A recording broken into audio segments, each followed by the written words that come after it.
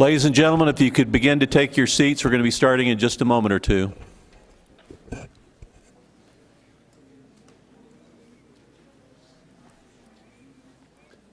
Also, if you would take this opportunity to please silence your cell phones, that would be really greatly appreciated.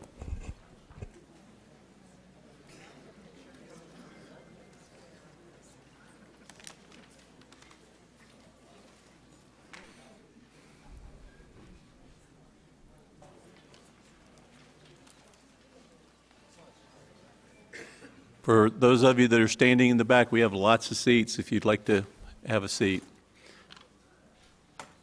I'm going to call to order the public comment session for March 31st, 2016. This is the public comment session for UNS Electric Incorporated, docket number E-04204A-150142. Before we get started, would you please stand and join me in the Pledge of Allegiance? I pledge allegiance to the flag of the United States of America and to the republic for which it stands, one nation under God, indivisible, with liberty and justice for all.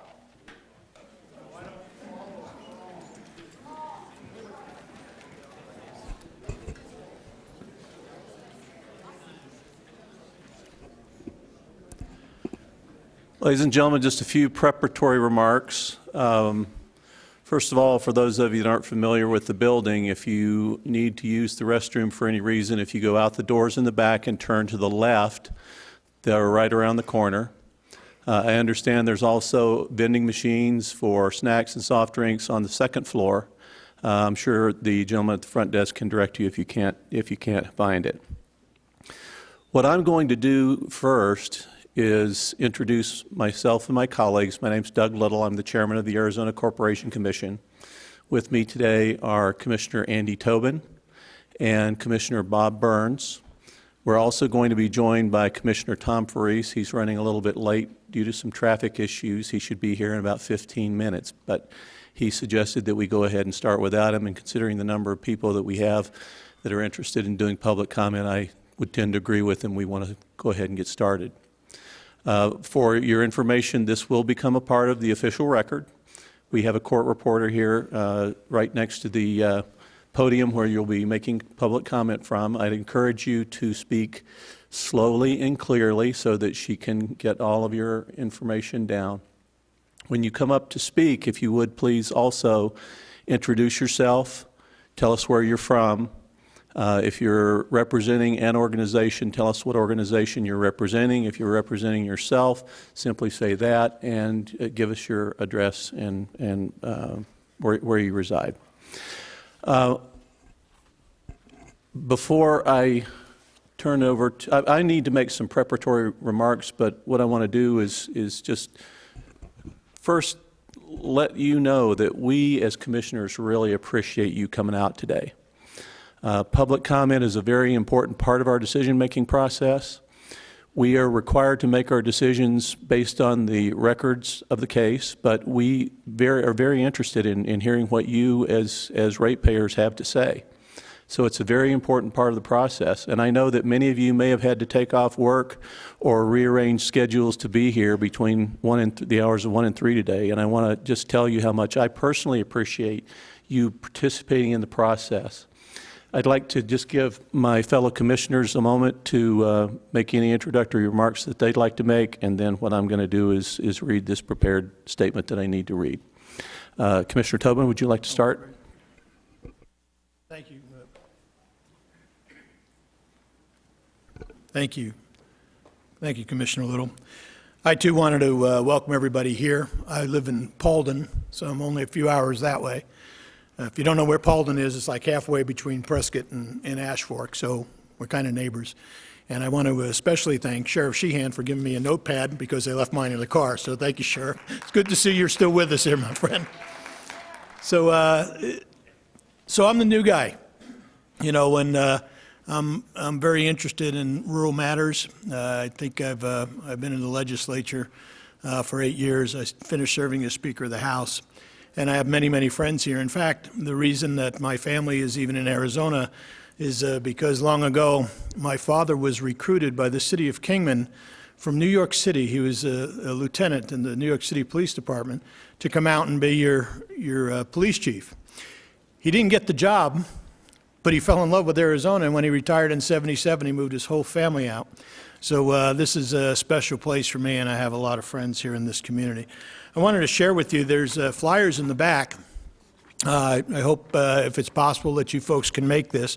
The commission meets monthly to have their commission meetings. They're live, and we're going to do it here in Mojave County, and to give people a sense of what goes on down at the big city of Phoenix, participating in real-life conversation about issues that are coming before the commission. It's part of my effort to get out into the rural communities and let you know what we do. And there's a lot of things that we do down there. There's a lot of good people down there.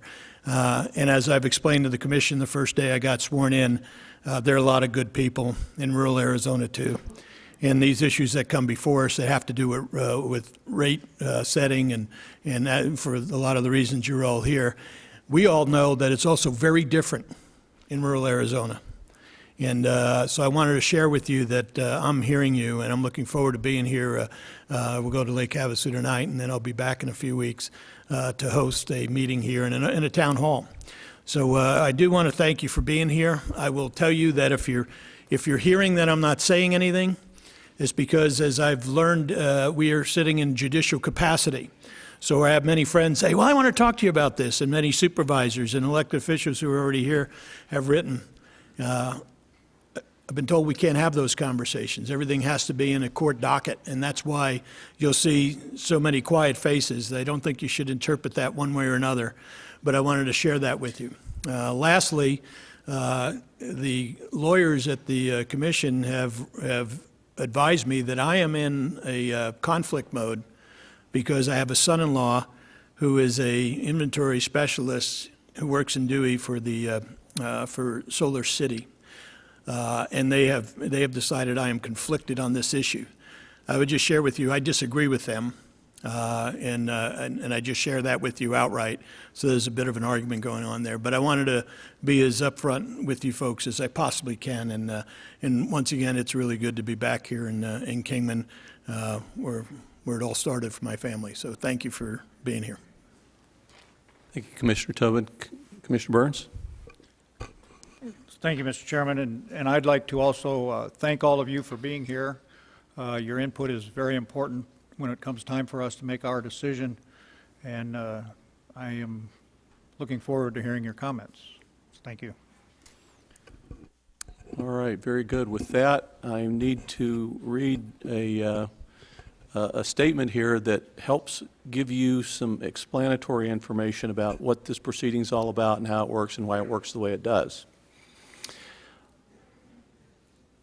On May 5th, 2015, UNS Electric, which we'll refer to as just UNS, filed with the Arizona Corporation Commission an application for a rate increase for its customers in Mojave and Santa Cruz counties. The Commission last approved base rates in 2013. UNS Electric's filing was the beginning of a long process. There will be no final determination of whether there will be changes in rates, how much rates may change, or what the rate design will look like until after a final vote of the Commission. Simply stated, no rates will change until the Commission issues a decision. UNS is requesting a $15.1 million increase in base non-fuel revenue. The company's request, if approved, would increase the average monthly bill for a residential customer using 664 kilowatt hours by $5.25. That's approximately 7.6%. The average bill would go from $68.96 to $74.21. UNS is also proposing to transition residential customers to a new rate structure in 2017 that includes a demand charge. A demand charge will measure the peak electrical usage by a customer over a defined period of time. For example, The utility might measure the peak usage over a period of an hour, with the hour being the highest usage hour in a 24-hour period. Some parties have presented testimony that demand charges have certain benefits and allow customers to reduce their bills. Other parties oppose demand charges, stating they are confusing and will increase bills. The Commission is considering all evidence presented. All of the testimony from this hearing can be read by clicking on our website, www.azcc.gov, going to the section called e-docket, and putting in the last 6 numbers, which would be 150142. If you search for that in e-docket, it'll bring up the docket for UNS Electric. The purpose of this public comment meeting is to allow UNS customers and other interested persons to tell the commissioners their opinions regarding the application by the company. I would like to make clear that we as commissioners value your comments. I ask that you speak only after you're called on, and I ask that you speak clearly because a court reporter will be transcribing everything that is said. If you haven't done so already, please take a moment to sign a speaker slip at the back of the room indicating where you wish to speak. And if you look at the gentleman in the back wearing the red shirt, Richard Martinez from our Consumer Services Group, he is the guy that can help you out with that.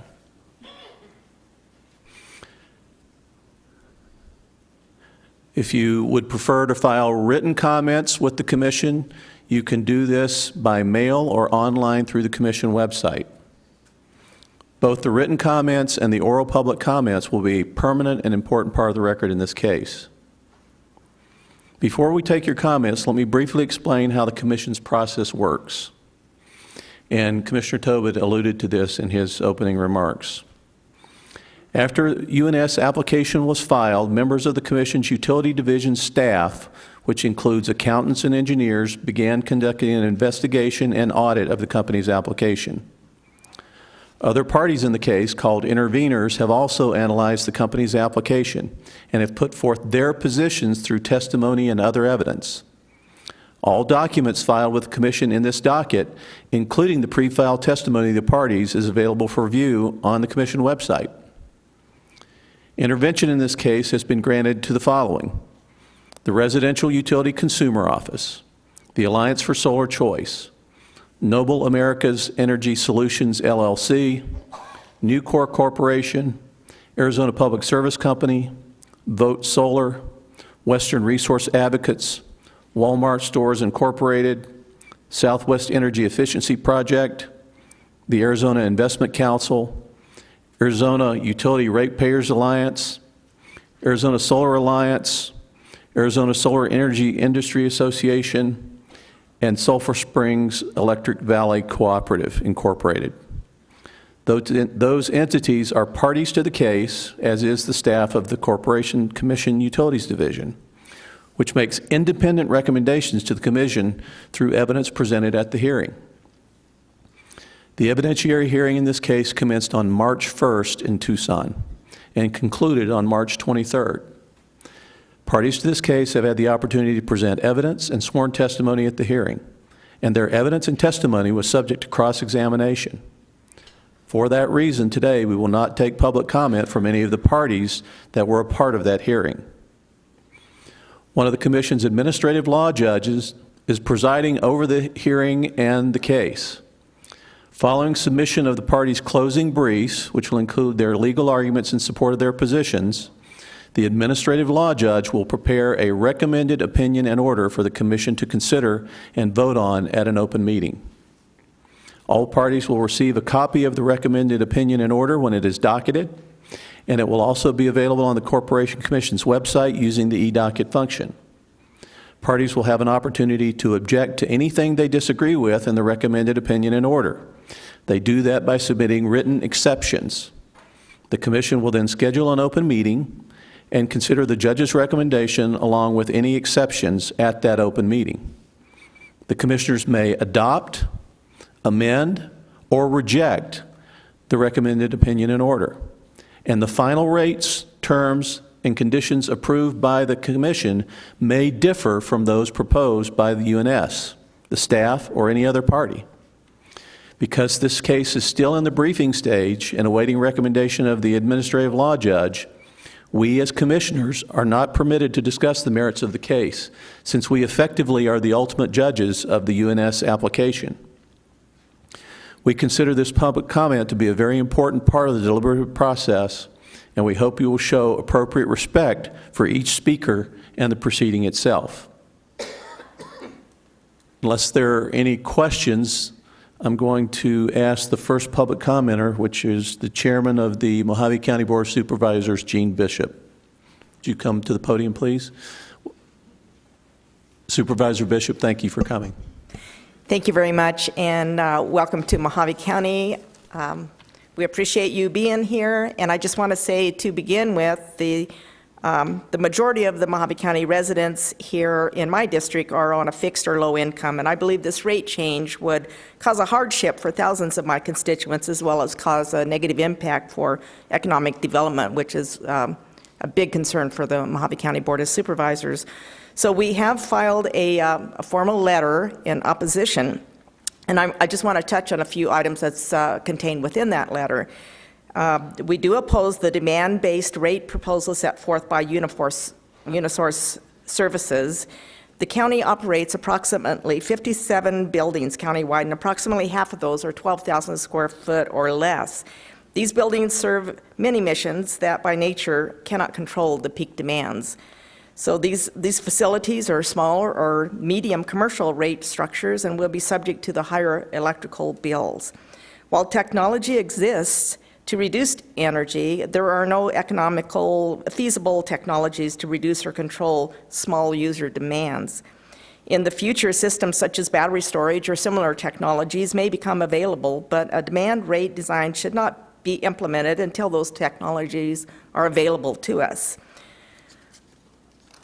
Going on in the letter, we conclude that a large portion of Mojave County is served by UniSource. Like UES, Mojave County has experienced declining revenues as a result of mine closures, lower industrial activity, and other economic conditions. The county has responded by not raising taxes, but by lowering costs, cutting back on expenses, and generally doing more with less. We look to UniSource Energy Service to do the same. That concludes my comments, and once again, Mojave County does oppose the rate increase and the demand charges. Thank you, Supervisor Bishop. Thank you.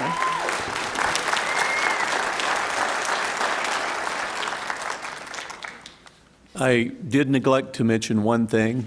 Because of the large number of people that have requested public comment, we would ask you to try to limit your remarks to about 3 minutes.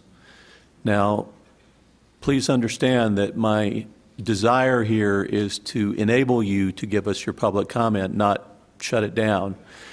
So I'm not going to just bang the gavel at 3 minutes and make you sit down. What I might do if you start running significantly over 3 minutes is encourage you to wrap it up as quickly as you can. But the idea here is we want to hear what you have to say, not shut it down. So that's why I'm going to be kind of gentle unless it's seriously abused.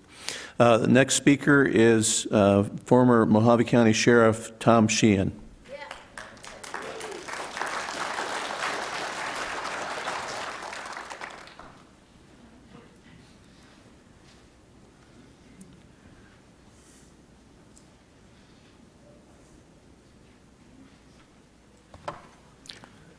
Good afternoon, Commissioner Little, Tobin, and Burns, and welcome to Mojave County. Although I am no longer a Mojave County resident, live in Phoenix, Mojave County was my home for 35 plus years.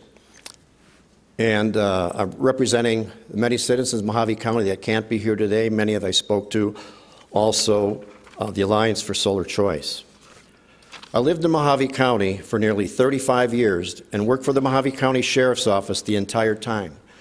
I was honored to be elected sheriff in 1996 and was elected to 5 consecutive terms as the county's chief law enforcement officer.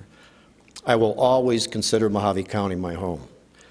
Mojave County is the 5th largest county in the United States, over 13,000 square miles, and is comprised of 3 major cities, 1 small city, and many smaller communities where the almost 210,000 residents reside.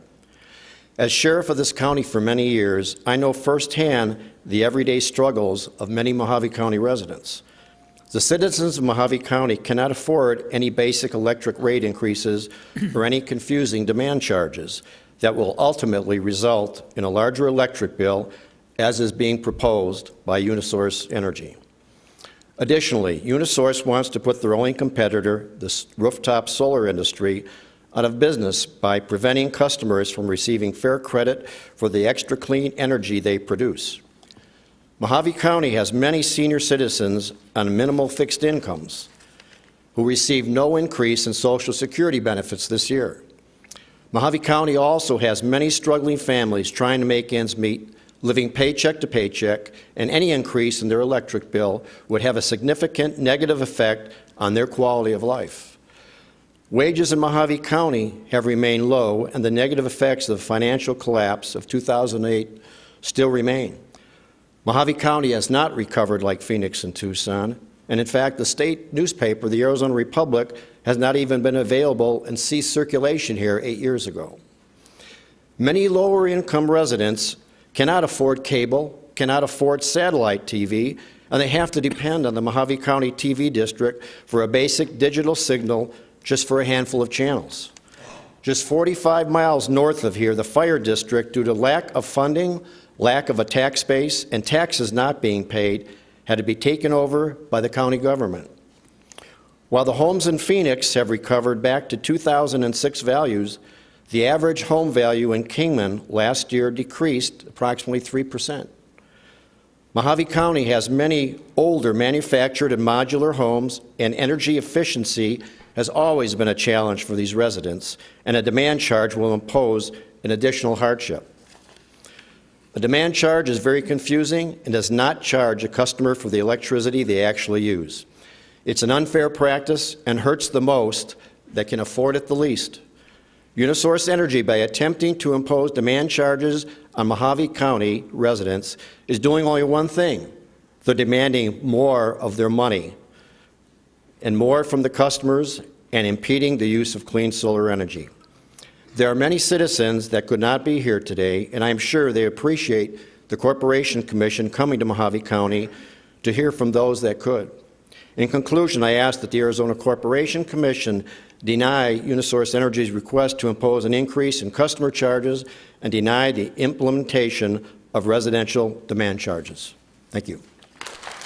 Thank you, Sheriff. Hey, what I'm going to do here is I'm going to call a couple of names. The first name that I'm going to call is Linda Hollins. The second is Raylene Uleman. Ms. Uleman, if you would be kind of on deck after Ms. Hollins speaks. My name is Linda Hollins. I live in Golden Valley, 4825 North Mormon Flat Road. I am against the rate increase because I know in Golden Valley a lot of our citizens are on fixed income, Social Security, and we do have a lot of young families out there that are living from paycheck to paycheck. And this would be devastating, whether it's a $2 raise or a $10 raise or whatever confusing amount of money that they want to raise it. I say no, because that's between having food on the table or medicine to take or gas to get to the doctor. Thank you. Thank you very much, Ms. Hollis. If I could ask Thomas Schulte to be on deck. Go ahead. I came because I would like for you to see my face as a Could you please give us your name and your address? I'm sorry. That's okay. Raylene Uleman. I live on 3341 West Williams Drive in what we consider Sohi, but that's considered Golden Valley also. I wanted to represent one of the people that has the low income and a senior. I qualify for the CARES discount, and I try very hard to keep my electric bill low during the winter when it's cold, and I will grant you the last couple of years it's been pretty mild winters, and I'm very thankful for that because I have been battling lung cancer. But still, I'm getting chills. And so I run the heat up, and I'm all electric. And with the CARES discount, it actually penalizes anyone that gets too high, over $50 or $60. You actually start losing that discount. When I calculated the figures that first came out for this additional charge, I would actually be getting somewhere between a 16% and 20% increase in my electric bill. Please vote no. We can't afford this. And my understanding of the company that has bought this Unisource has said that they are anticipating a greater profit than they did. Like everyone else, and I'm sure is going to follow me that's a senior, the government, our esteemed government, saw fit not to give us a raise. And if we're not entitled to a raise, I don't think they should be either. Thank you. Thank you very much.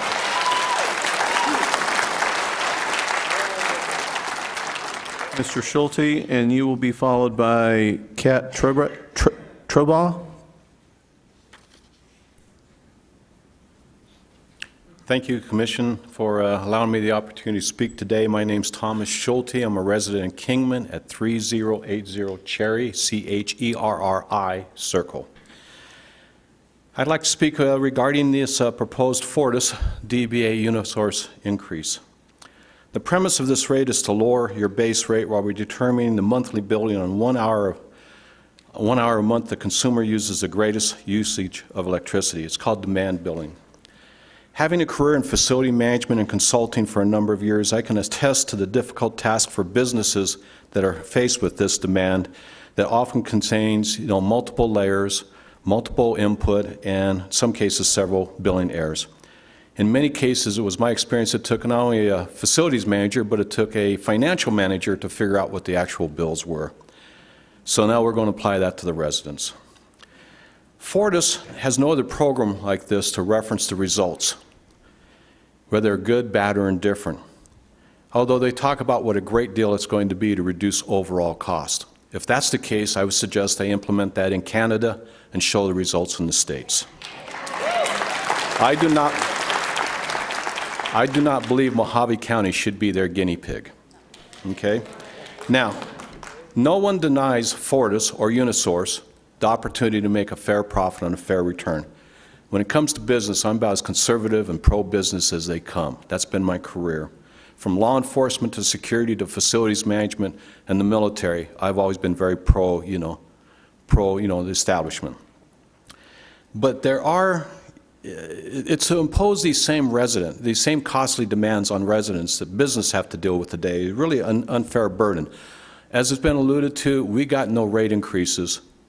Boy, listen to that. We received no rate increases, although they're asking for 7% the first year and what, in my mind, will go to about 16% the second year.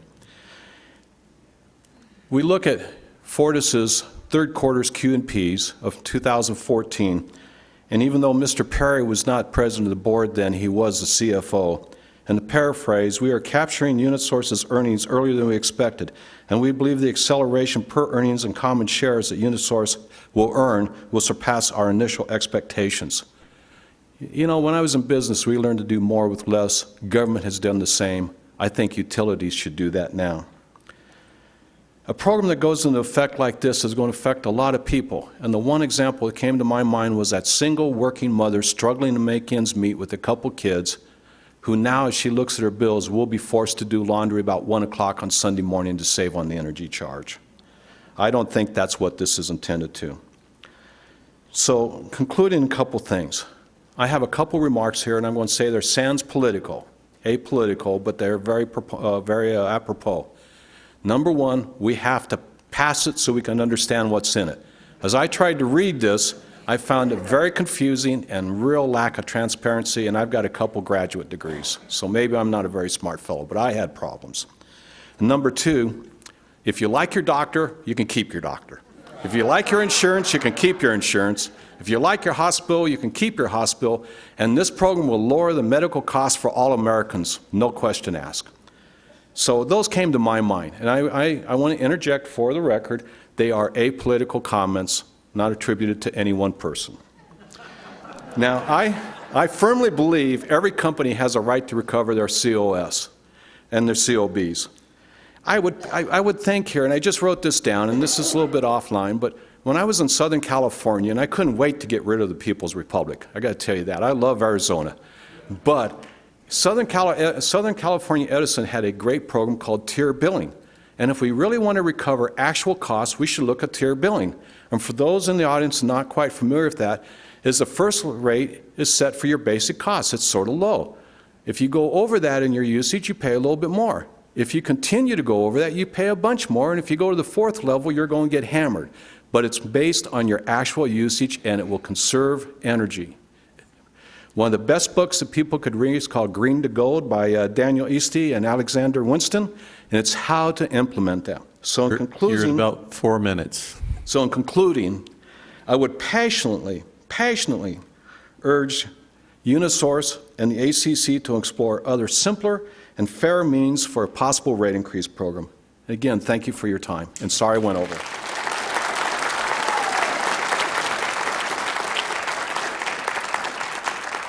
If Eileen DeRose could be on deck and ready.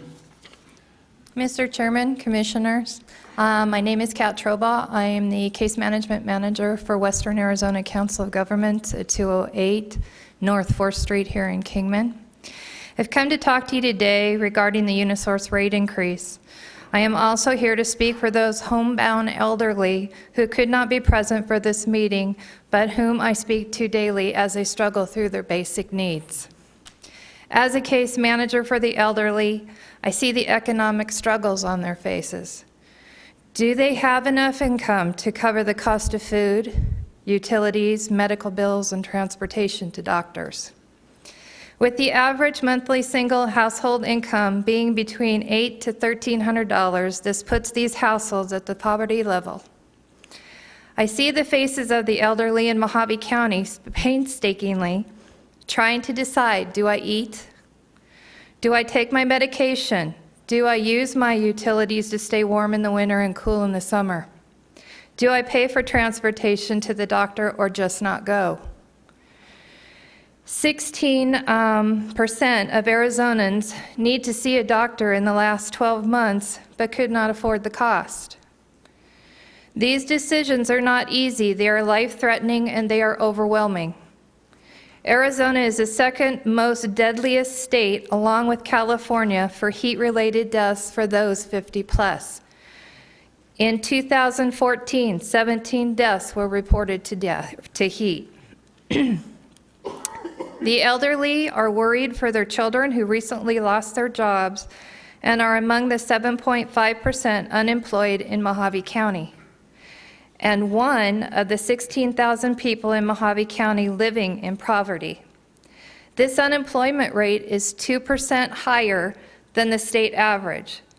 At times, these children move in with their elderly parents to avoid homelessness, putting a strain on the income in the house. I hear the elderly daily make statements to the effect that they wish they'd just pass on. It's not worth the struggle. I ask the committee to consider if this was your elderly loved one and you were unable to help them, would you want them to have these struggles and overwhelming decisions? These are the very people who fought and built this country. How could their struggles not be considered? If this question is answered honestly, the decision would be not to raise the rates or make them so complicated that the elderly do not have control over usage and resources for smart technology appliances. Thank you.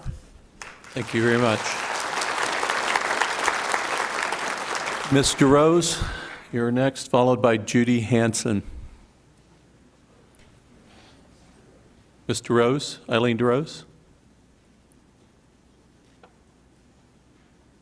Okay, we'll see if we can come back. Judy Hanson? Judy Hanson?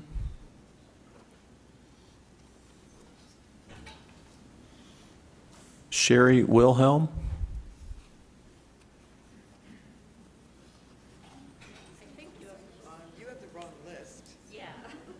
I have the sheets right here. These are the ones that were handed to me. He told us to fill those out, but we put we didn't want to speak. Okay, well, it basically says, okay, the operating assumption that I'm operating under is if you want to speak, I'm going to call your name. If you want to speak, fine. If you don't want to speak, you can just let us know that you don't want to speak, because some people forget to check the box that I want to speak. So I don't want to exclude anybody just because they didn't check a box. Joanne Hogslow, you want to speak? Joanne? Okay. Trudy Hainan, would you like to speak? Nope. David Harrison, would you like to speak? Yes.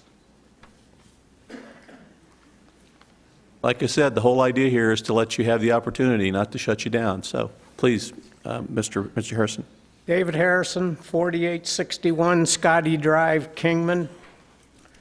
Several things. One is, as you all know, this country is very unhappy with elected officials, and you are elected officials. So I would keep that in mind. I'm basically a new solar person, and I've gone in a lot of debt to help with conservation and bring down my own energy cost. I don't know if it's tied into here. It's my understanding that and if I'm wrong, I apologize, that the commission in the past has reduced the rate twice, that the electric company has to pay us, which is fine, but it's going to take me many years to pay this off, as many people who are on solar, and there's no doubt in my mind that the energy companies are trying to eliminate having to pay it all. I wish you would keep that in mind when you consider all factors, that there's a lot of us, thousands of us, that have solar and believe in it very honestly. Thank you. Thank you, Mr. Harrison. And Mr. Harrison, just as a point of personal interest, 18 months ago, I was standing right where you were. I was a private citizen, and I was mad at my elected officials, and I decided that I was going to run for office and try to do something about it.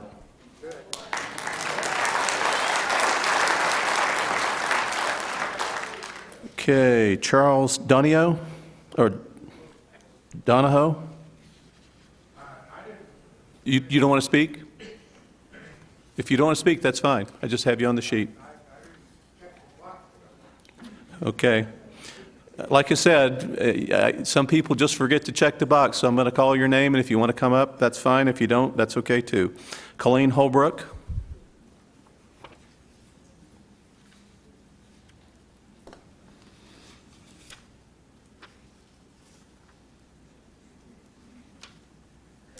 Hi, my name is Colleen Holbrook. I live at 4310 West Ranch Road. I just moved here a year ago, May, and I'm on disability, and it's a progressive nerve disease. There may be a chance that I won't be able to take care of myself, and being on the disability that I am, I won't be able to afford to pay the bills. So what am I supposed to do? I didn't ask for this disease. But why should I be punished for something that I had nothing to do with? It has to be fair to people, especially the elderly. I mean, my God, I'm going to be there one day, and so are you. What's going to happen when we can't afford to pay for things? Go ahead and let us die? I don't think so, because I'm a fighter. And one way or another, things will get done. Thank you. Thank you.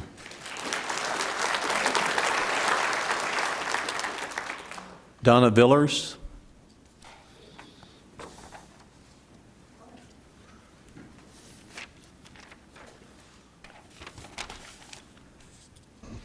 My name is Donna Villers. I live at 4320 West Ranch Road up in Sohi.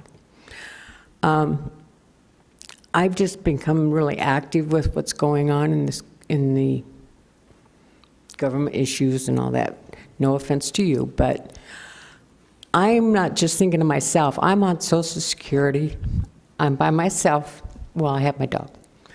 But there's a lot of people that I have met that get half of what I get on Social Security. I know what it is for me with my 600-foot square home to heat in the winter.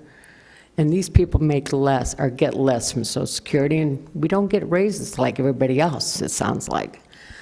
And I wish you would consider, you know,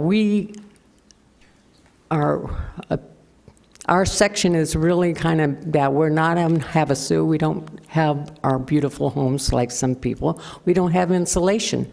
I applied for a reevaluation of, retrofit of my RV. It's 52 years old. It's in good shape, but it's old. And now you're telling me I've got to wait 2 years to get this retrofit through help with the county. We just can't keep going. We got taxes. We got water issues coming up as well. And I just want the commission to really consider that we don't get raises like the CSOs or whomever up there. And I'm just really concerned about the younger generation. If this is what you're doing with us, what are you going to do with them? We've got a lot of unemployment out there. Thank you for letting me speak. Thank you very much.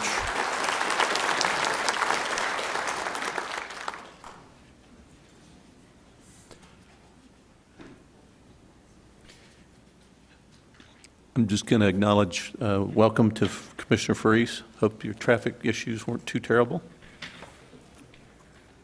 Patricia Lutz, would you like to speak? Okay, thank you.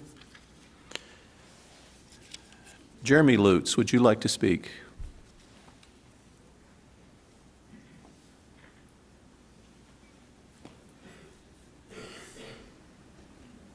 I'm Jeremy Lutz from Meadview, Arizona.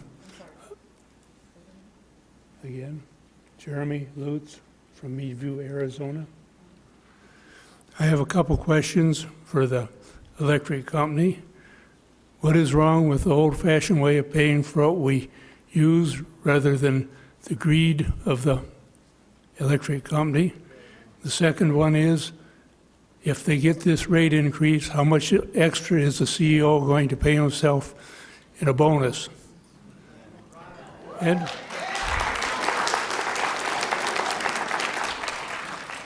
Since we can't vote on this, how about if everybody against the rate increase stand up for 1 second?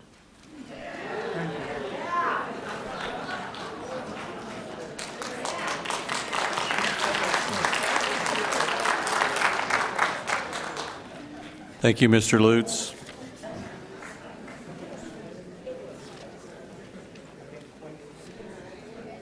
Sarah Pleth. Sarah, would you like to speak?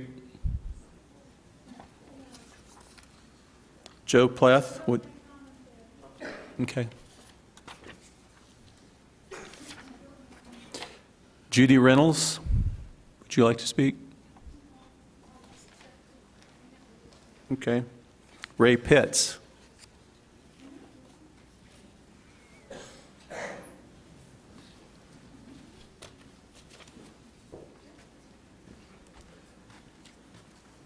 Thank you for letting me speak. My name is Ray Pitts. I live in Golden Valley. I'm the quartermaster pro tem at the local VFW. And I was asked to speak for the majority of those people, all of which are combat veterans. 95% are on fixed incomes and can't afford this kind of increase. So I just want to bring up two things I see here.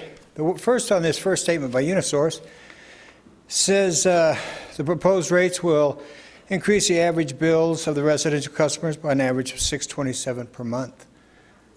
The third sentence down below that says the demand charge would be offset by a lower usage rate. So most customers would pay about the same for energy as they would as it is. Well, those are opposing statements. That doesn't even make sense. So when I read opposing statements like that, I question the whole thing. It just doesn't make sense. It'll go up this much, but everybody will pay the same. Doesn't make sense. On the other page, this one that I picked up at the table, said pretty much the same thing. They're asking for a $15.1 million increase in base non-fuel revenue. I'm not sure exactly what that is. The company's request, if approved, would increase the average monthly bill for a residential customer by $525 a month. Also, UNS is also proposing, after this increase, also proposing to transition residential customers to a new rate structure. Didn't it just say they increased the rate structure? In 2017, that includes a demand charge. So having said that, I agree with some of the other people. If you're going to raise the rates, I understand everybody needs to profit. Obviously, the older people here don't, because we don't get raises. But obviously they do, and I understand that. It's a business. They spent $15 million for a new piece of equipment in Golden Valley. I would ask, when was the last time you repaired that equipment? But I also read in that same article that said that they made $62 million. $15 million, $62 billion. It's a big difference, a huge difference. And that's part of business. It's maintenance. It's part of business. But if you're going to raise things, if you need the extra money, propose a decent and fair increase and go with that. Don't charge me on something I didn't use. If I use 800 kilowatts, I use 800 kilowatts. Don't charge me extra because I used 100 of those kilowatts in one day because it was 110 degrees. It's not fair. Let's be fair. Most of the people in this county, like it's been said several times, are older people. We're on fixed incomes. We can't afford this kind of thing. You want to do this? Go to Maricopa County. See how they bid it. Thank you.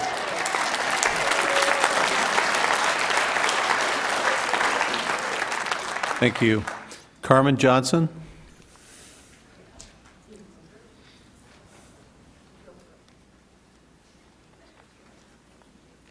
Good afternoon, Commissioners. Thank you for coming. My name is Carmen Johnson. I live at 1162 South Drake, Golden Valley. I almost feel like I shouldn't even bother to get up to speak because the others have said it much more eloquently. But like everybody else, I am on Social Security disabled. I bring home $852 a month. I have a house payment. I have a car payment. I have medication needs, and another rate increase like this, I'm going to have to be seen at night by candles. I'm going to have to stay in a tub of water during the day to try to survive the heat. I don't think it's right that you should inflict this on myself or anybody else in this room, even those who weren't able to attend, which is exactly why I'm here, because there are those that can't. Our federal government and the state all encourage the use of renewable clean energies. We're trying to get away from the coal burning plants and gas plants that produce the electric that Unisource is selling to us. And this would be punishing not only those that are on the low fixed income, but also punishing those that have done what our government is encouraging us to do and having the solar on our houses. I do pray that you reconsider this and deny the request. Thank you. Thank you. A.J. Bates?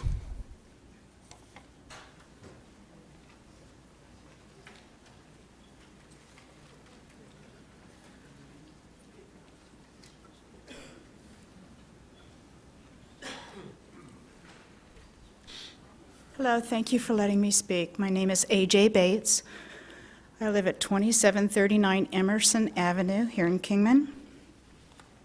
My question to you is, I feel like we're being punished for being conservative. I have lowered my electric bill and my gas bill, and I feel like this is a slap in the face. I waited a long time in my life to buy my first home. I bought a green home, that is energy efficient. I have energy efficient appliances that I paid a lot more for than I would have if I would have gotten something else. And I feel like this is a punishment. I would like to see the commissions and the people that are making the money off of these raises to turn around and give up something. I am on a fixed income, and I am a widow, and like the rest of the people that spoke here, I don't have a lot of disposable income. I work very hard at keeping my energy bill down, and I would appreciate some help towards that. Thank you for letting me speak. Thank you very much. Sally Wilkins.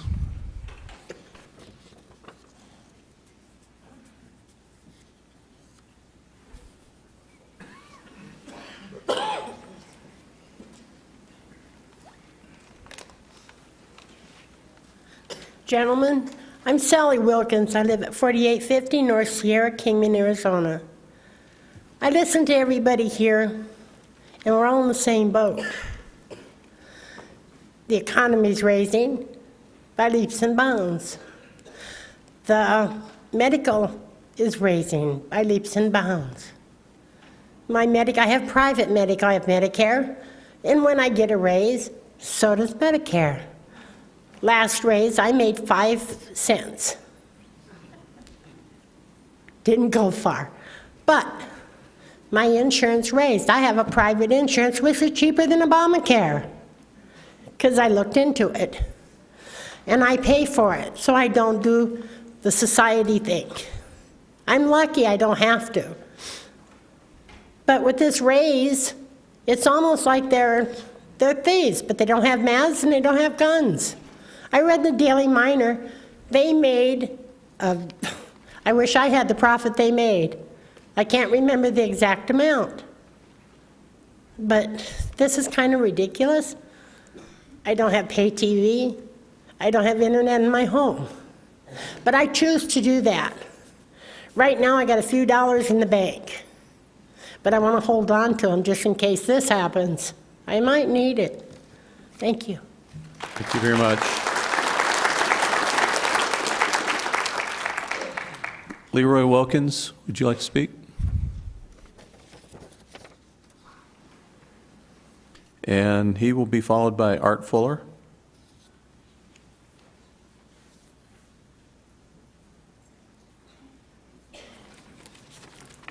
Name's Leroy Wilkins. That was my wife. The only thing I can say is we got two figures here. One is 627 and the other one is 525. It seems to be a dollar discrepancy for Unisource. If I buy 10 gallons of gas at $10, or $2 a gallon, I expect to get $10 worth of gas at 5 gallons, or whatever it is. You're going to try to juggle it around, so I'm not going to get my $10 worth of gasoline. What you're trying to do is not right. You can't tell me that. What I'm trying to say is, if I want $10 worth of gas, I want to get $10 worth of gas. If I want $10,000 worth of electricity, that's what I want to get. I don't want to get charged for what somebody else thinks I should be charged. I don't think that's right. I'm sorry, I just don't agree with this thing. This is a crock. Sure.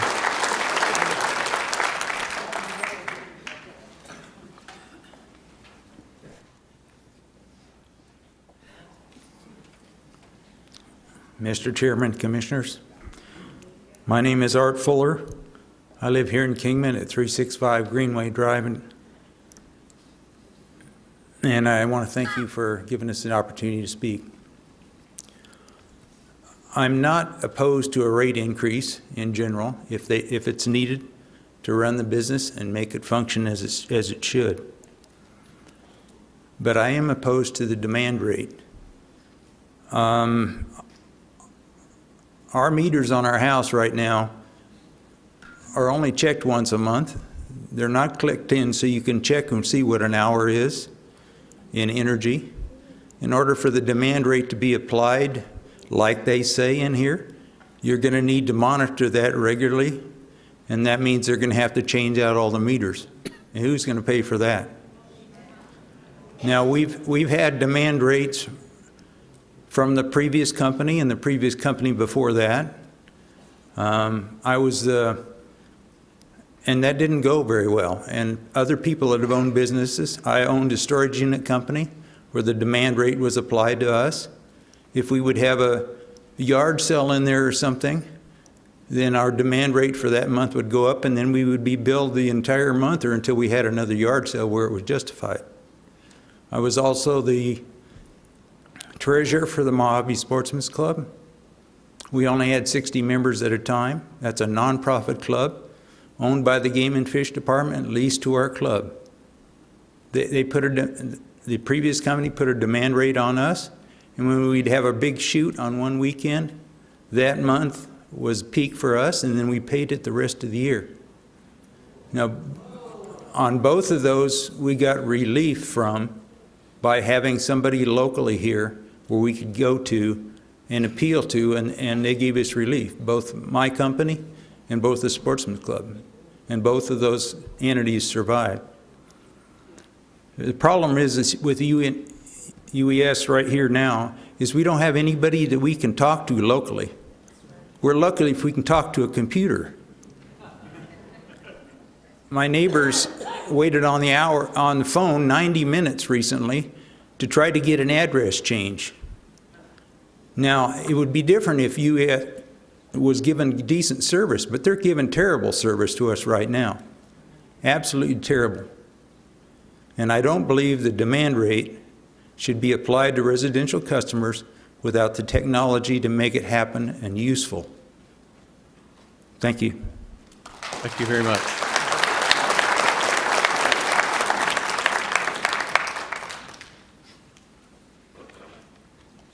If it's a clarifying question, I think, yeah.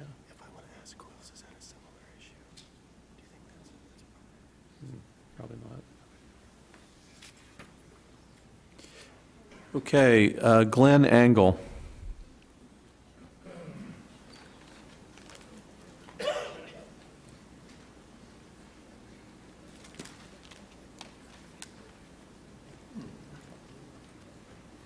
Name is Glenn Angle. I live at 532 South Davis Road in Golden Valley. 18 months ago, I voted for you. I did. Because I liked what you said. So I hope that what you said back then still applies today. I really do. Because I won't vote for you the next time. Now. Well, Mr. Angle, I would tell you that nothing in my life has changed in the last 18 months, so I appreciate your vote. Very good. Thank you. 9 years ago, I moved to Arizona from Florida. Quite a change, although the desert was not new to me. I lived in California for 40 years in the desert. This gentleman that mentioned the tiered electrical system in California worked. It did. It was great. But that's not why I'm here. I've listened to these people, and if you will look at them, they're old people, just like me. I'm 82 years old. I'm retired from the government. I get a decent income, not a good one, but decent. And last year, or this year, no Social Security raise, no government raise. All kinds of stuff is happening.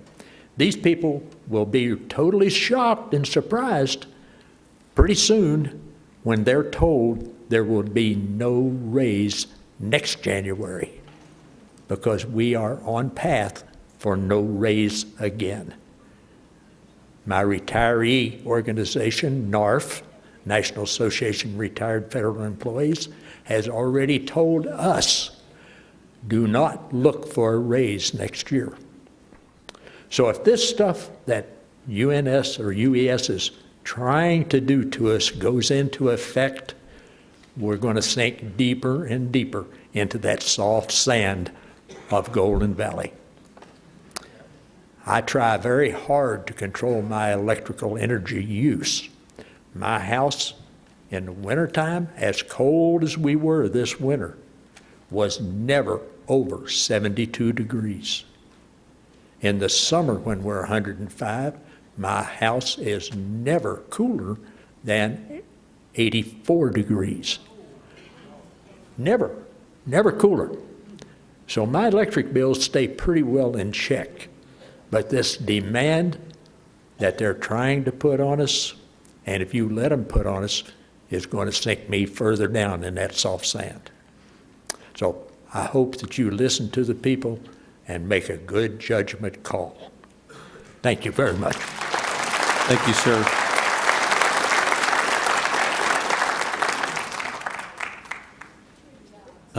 Is it Mitzi Nolte?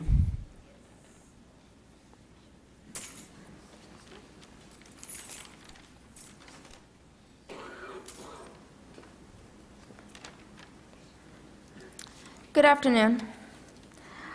I have lived in Kingman since 1996, have been a business owner as well as resident. And it seems that over the years, I have seen numerous fires from personal friends, elderly, that use plug-in heaters or coolers and lost their homes and their lives due to the fact that they cannot afford power bills.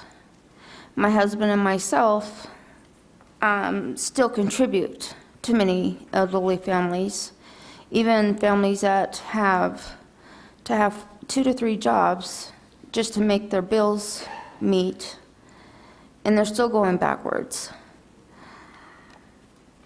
I will pay their power bill because I do not want to see anybody die like I have in a fire because they use them little cheap $20 Honeywell heaters that catch on fire while they're asleep.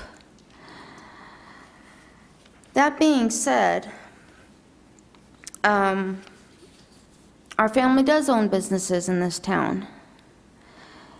And I agree fully with the tier pyramid, because basically Walmart and the airport, and I can name a few other very large businesses, are consuming the majority of our energy from UNS. So, Social Security has not been given a raise in 2 years. They go backwards. Therefore, you have family members going bankrupt due to the economy as it is, to live with the loved ones, and then the rise in crime appears to be more increased than it is. And our stores have been robbed 3 times, just right out front, within 7 months. That's unacceptable, and it's due to the economy. I understand people need to make a profit with their investments. Of course, as a business owner, I'd be a hypocrite if I did not say I do the same. But, however, I do treat my community equal, and I do not rip them off. So with the margin that Fortis has gained based in the Newfoundland, it seems that their Fortis in Newfoundland seems that they just don't understand that the depression in America. So maybe they should make a trip out and go to state and see our councilman, and as yourself, to see the stats. And I praise Sheriff Tom Sheehan who now is retired, finally living his life, much deserved, 35 years serving our community, for coming up here to make awareness as well.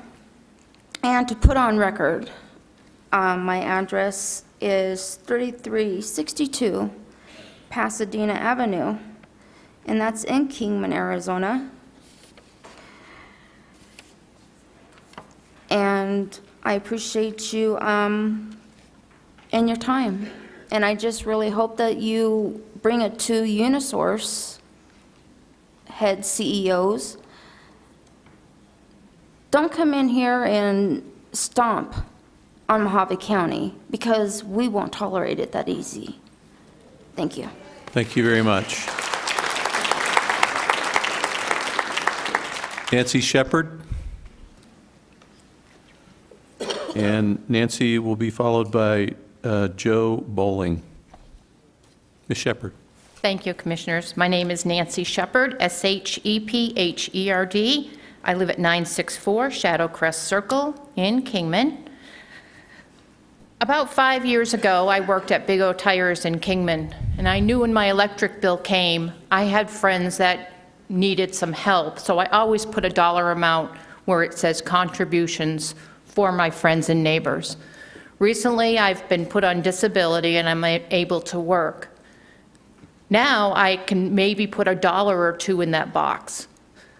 If there's a rate hike, I'm just afraid that my friends aren't going to get the dollar amount, because my friends here are going to see that bill and the amount and say, oh my God, I can't help my friends now because look at this expensive electric bill. And I'm just really afraid for my friends and neighbors. Thank you, sir. Thank you very much. Mr. Bowling? Okay, thank you. Doug Dickmeyer?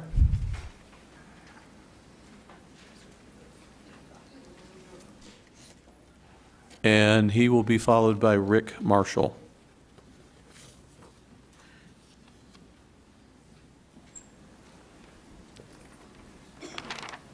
Good afternoon, Commissioners. My name is Doug Dickmeyer. I'm a resident of Mojave County. I urge the Commission to deny Unisource's proposed rate increase. Unisource has a $29 billion in assets, an annual revenue of $6.7 billion, an expected average growth rate of 7.5%. The national growth rate is 2.5%. This increase may add to the Unisource's bottom line, but would only be a hardship on Mojave County residents. Excuse me.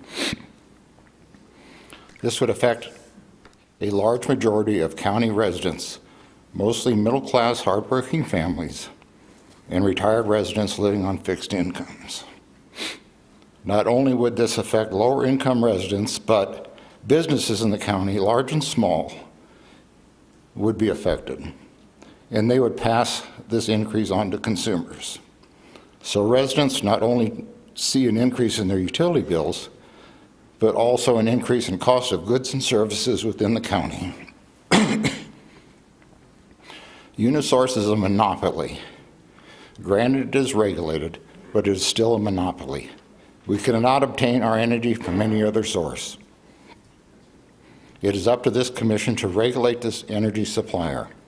They have no justification for this rate increase. The CEO has stated already they are already making more profit than expected. I encourage the Commission to deny Unisource's rate increase, protect us from corporate greed. This rate increase is not justified. Thank you very much. Thank you, sir.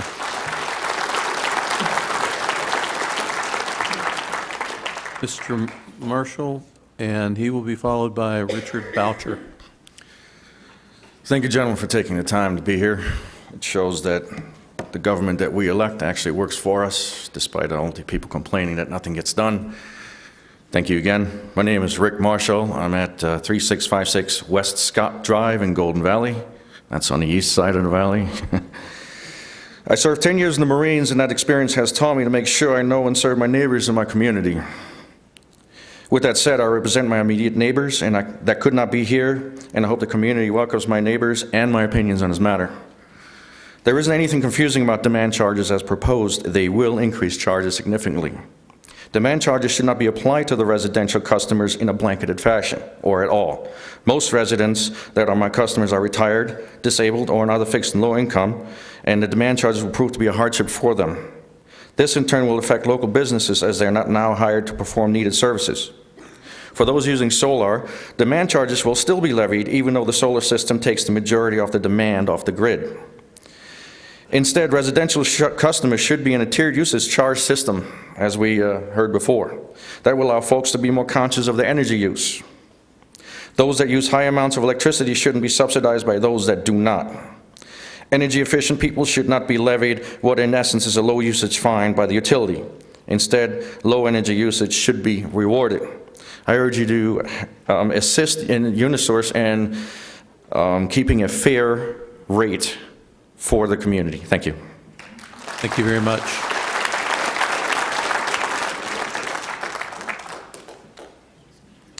Mr. Boucher, you'll be followed by Dan Robinson. Good afternoon. My name is Richard Boucher. I live at 3942 East Last Avenue in Kingman. I don't have too much more to say what everybody else here is saying to you, except I was very good in math, and I cannot figure out how you can get an estimate of one price and say something else along the way. I mean, I was always brought up that 2 and 2 is 4, not 22. I mean, I'm sorry, but, you know, the way this here all says and everything that they print out is not even close. And I don't understand why the commission does not have the utility companies put down on what is their rate per kilowatt hour or per liter of gas, whatever it is that you want to put down, and then tell you you're going to pay 7% more or 5% more or whatever that they want as their suggested increase. I can't understand how a mother company of the place earned $728 million in a year last year, and they're showing that they need such a big increase in the utilities here in Mojave County area. And why don't they do it for the whole state? Why are they just picking on the small communities? That's all I have to say. Thank you. Thank you, sir.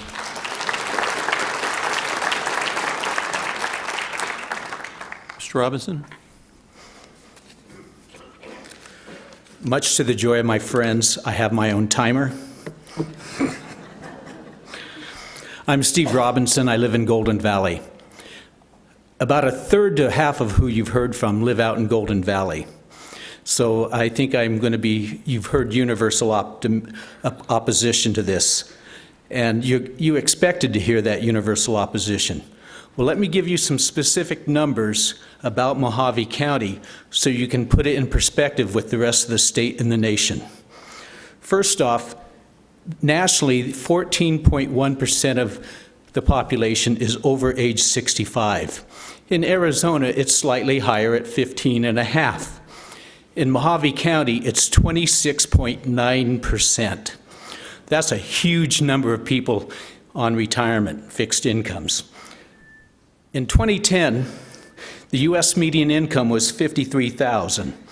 Arizona was $50,000. Mojave County was $40,000. And Golden Valley, my community, well, first off, in 2015, Mojave counties had dropped down to $38,000 median household income. In Golden Valley, it's $35,000, with the average individual making about $18,000 in Golden Valley. It's no coincidence, in my opinion. Well, first off, let me say Santa Cruz is even poorer. So it's no coincidence, in my opinion, that they chose two disparate parts of the state to try this and use us as guinea pigs. And that's what I think is absolutely phenomenal. So when you go back and have to consider all the evidence, you should take that into account. Why did they choose Santa Cruz and Mojave County? Maybe their rates are already pretty low because the average income is pretty low. Now I'm going to change subjects just briefly. People have talked about the solar issues. Several years ago, the state put a mandate of an $8, $9, $10 charge per month for every bill for solar units and solar support of solar and wind energy. I've seen several articles recently about how the costs of solar and wind have come way down to where they're even talking about 8 cents a kilowatt hour for a cost of production. It's time that the commission take a serious look at getting rid of that mandate, because if it's now becoming more competitive for solar and wind to produce energy, they no longer need a forced charge against the citizens to force companies to produce solar, because now it's going to be more efficient on their own.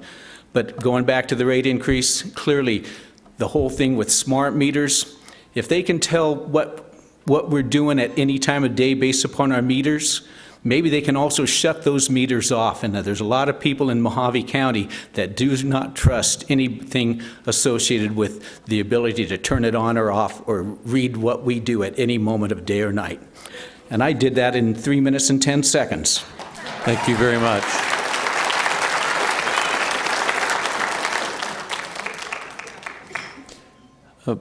Is it Doombach Thomas, or would you like to speak? No? Brendan Cheshire, would you like to speak?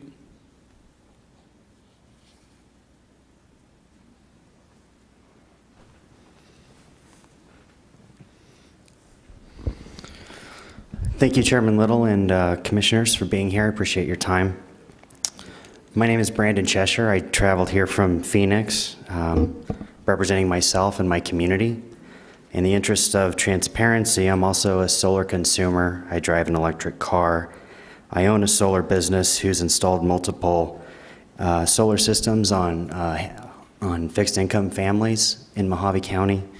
And in my spare time, I run a nonprofit that assists low-income communities with energy efficiency to offset their high energy bills.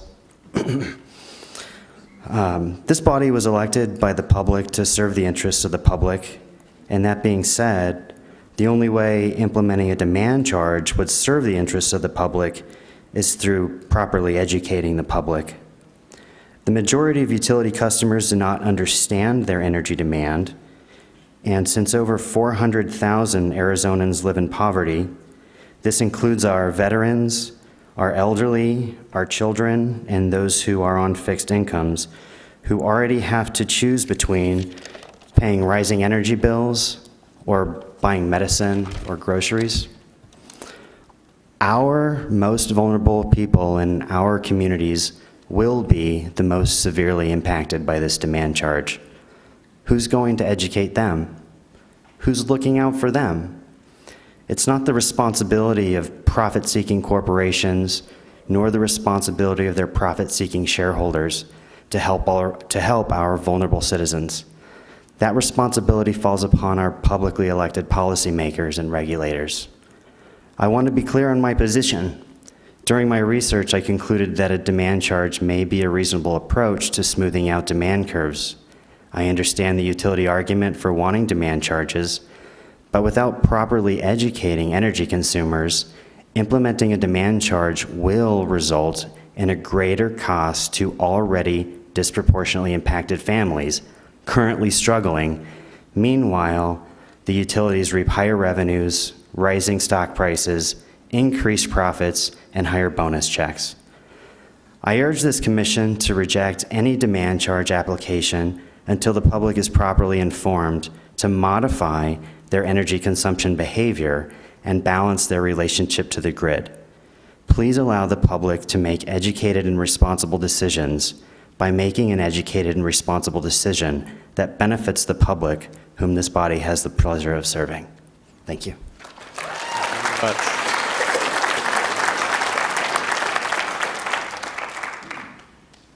Next is Drew Bacon. Would you like to speak?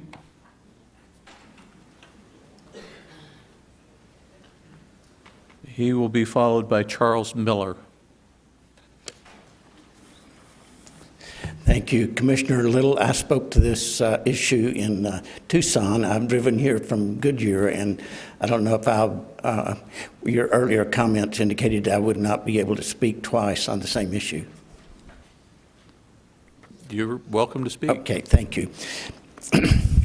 And thank you, members of the commission. My points are a little bit different than those that have been spoken on before, but I think they match really well. The U.S. and indeed the world is in a rapid transition from fossil fuels and nuclear electric power to solar and wind. The transition is being driven by the lower costs of wind and solar, but it's also being driven by a growing recognition of the unpaid cost of burning coal and natural gas. In February 2013, the National Institutes of Health published a peer-reviewed study that estimated the unpaid health care costs of burning fossil fuels is in the range of $360 to $885 billion per year. The International Monetary Fund recently estimated the global impact of environmental and social cost of burning fossil fuels at $5.3 trillion, trillion with a T, annually, with the U.S. and China accounting for $3 trillion annually.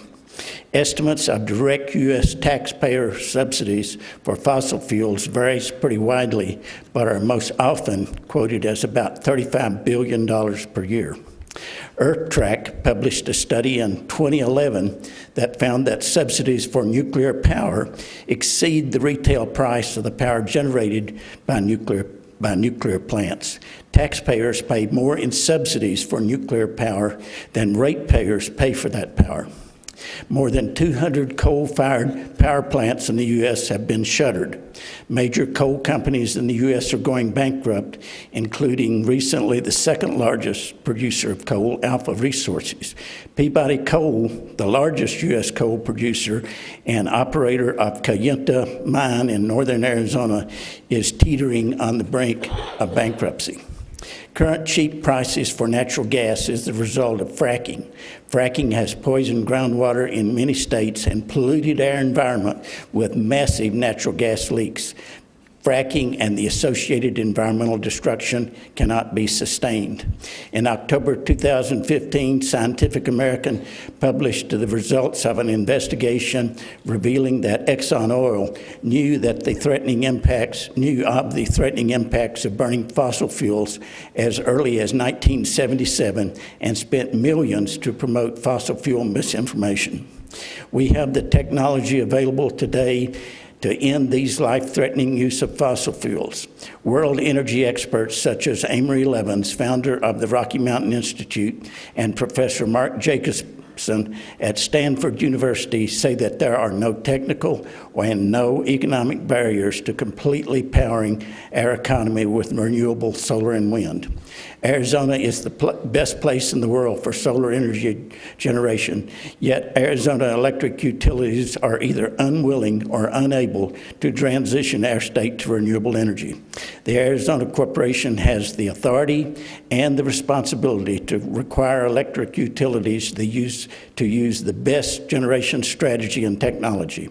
There are no credible arguments that solar is not the best source of electric power in Arizona. Arizona residents and businesses call on the Commission to take the lead in developing such plans and require the utilities to use the ratepayer funds to bring about the transition to clean, safe, renewable energy. My community in Goodyear, Arizona, has 4,500 houses. 25%, or 1,127 of those houses, have rooftop solar. That's a homeowner investment of more than $30 million.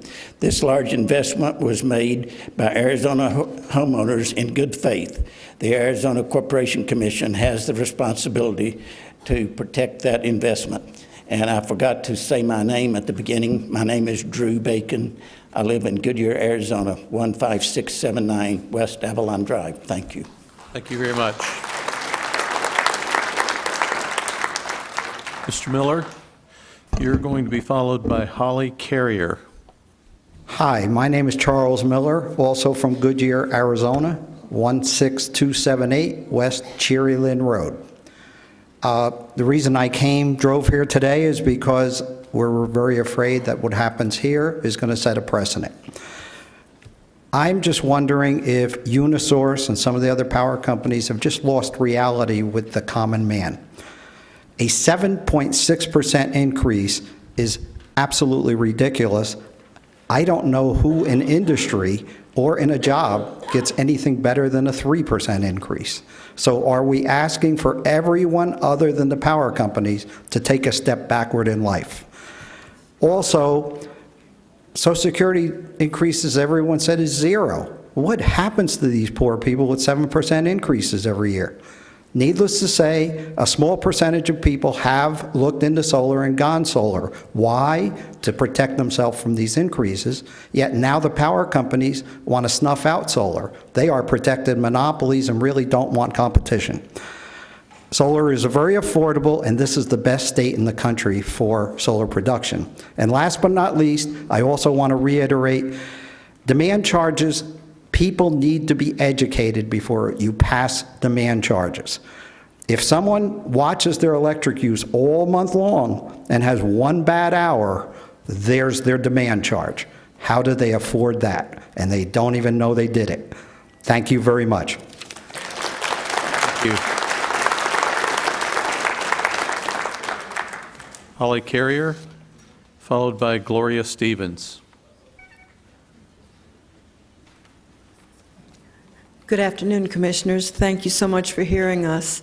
My name is Holly Carrier. I live at 16525 West Sheridan Street in Goodyear, Arizona, 85395. I live in Pebble Creek, an age-restricted community in which 1/4 of all the homes have rooftop solar. Most residents are on a fixed income. Our power company is APS, but we understand that if the demand charges for the smaller utility companies are approved, the larger companies will follow with similar requests. On the other side of Phoenix, another power company has virtually eliminated rooftop solar from its service area with demand charges. Its proposed monthly increases were estimated to be approximately $50 a month, but turned out to be triple that during the summer months. APS has approximately 3 million customers, and only about 1% of them have rooftop solar. I'm deeply disturbed by the corporate greed demonstrated by the increases in demand charges. I have some figures here, which I won't go into. I'm assuming that other utilities have similar figures, but in 2015, APS had huge net earnings. They paid out very generous dividends. They paid very large salaries to the chairman and CEO, as well as 87,000 shares of stock worth $6.4 million. This is a regulated monopoly with very little risk and virtually guaranteed income. And rooftop solar has minimized the need for additional power generating facilities. I would ask that the commissioners who are elected to protect consumers to reject all proposals for these punitive and confusing demand charges. Thank you very much. Thank you. Gloria Stevens, would you like to speak?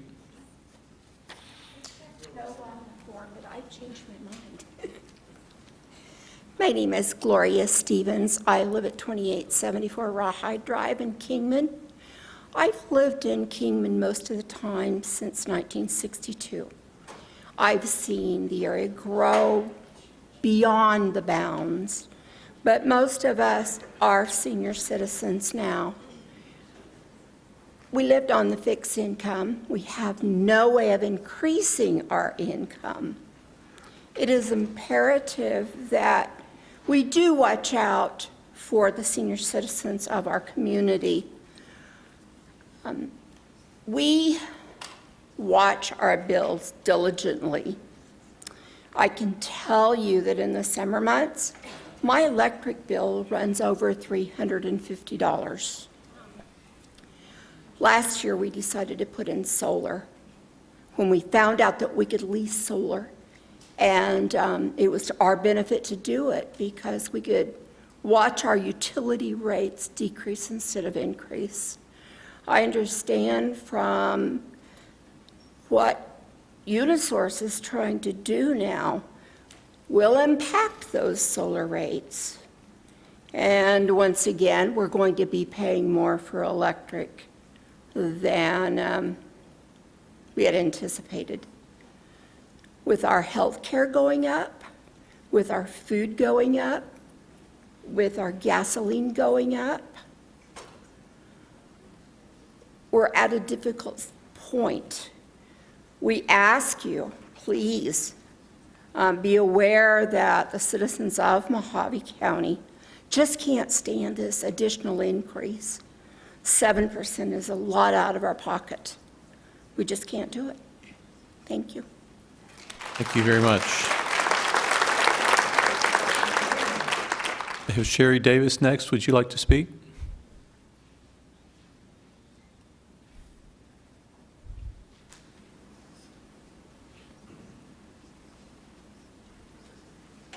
Okay. Mr. Ivan Stevens, you said you did not want to. Did you change your mind?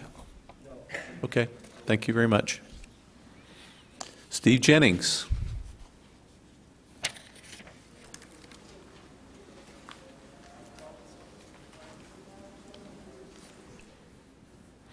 And after Mr. Jennings, Robert Trader. Steve Jennings, Associate State Director for AARP Arizona here, Mr. Chairman. And thanks to you, Corporation Commissioners, for coming out to beautiful Mojave County here to hear from the locals. Appreciated you coming to Nogales, too, to do the same thing and sitting late in the evening to hear from folks there.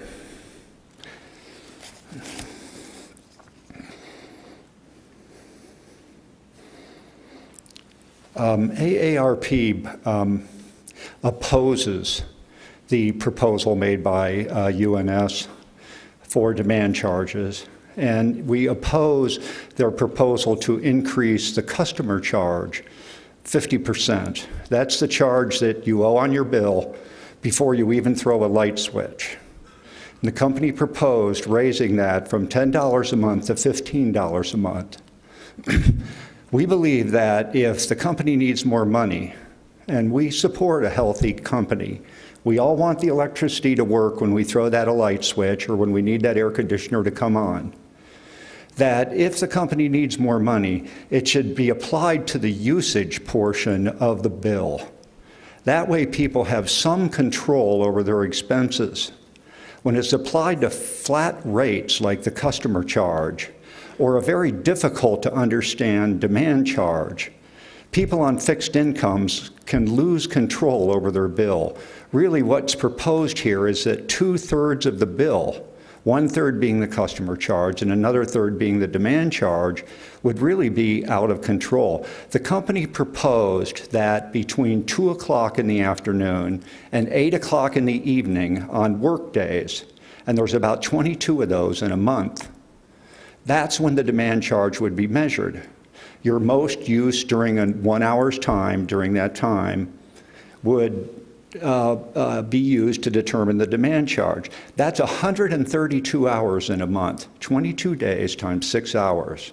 132 hours people would have to watch how much electricity they were using so not to get a high demand charge. And we think that's too burdensome for people to understand. Life is complicated enough. Let's put it on usage. And I understand that wasn't really pushed real hard in the hearings with the administrative law judge who will make the recommendation to you.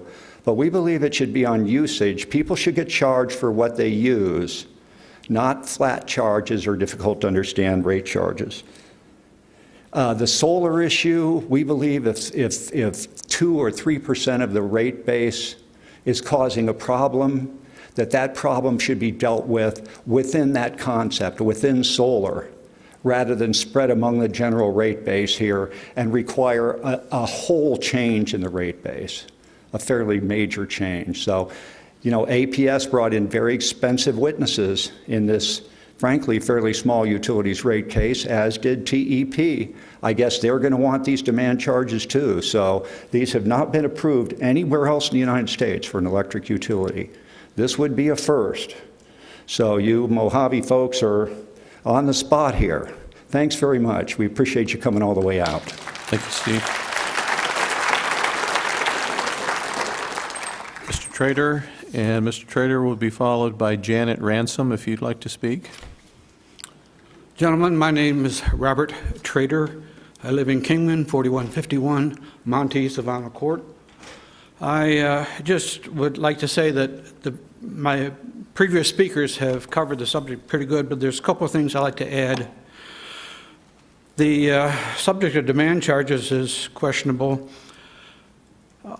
It was mentioned earlier about how is a typical resident going to even measure demand charges with the present meters. And I would think it would be quite a cost to our whole community or county to put new demand meter capability into our measuring systems. The other thing that comes to mind is, why are they asking for a rate increase at this time when I look at all the decreasing energy and sourcing costs like natural gas, oil, even coal is a lot cheaper than it has been. We need to recognize that there's always going to be a need for other means of generating electricity besides solar, wind, due to decreasing availability of light during the day, and obviously at night it's going to be off, and days when there's no wind. So we have to keep that in mind. There are other sources that they're going to have to cover. And most power companies have to have some means of generating more power on a short term. I would like to suggest that a good source of that would be like we have right here in the county, that they have gas turbines that they can bring online within a few minutes for peaking power, instead of trying to force all the residents of our county to worry about peaking on a residential basis. I appreciate your time. Thank you. Thank you, sir.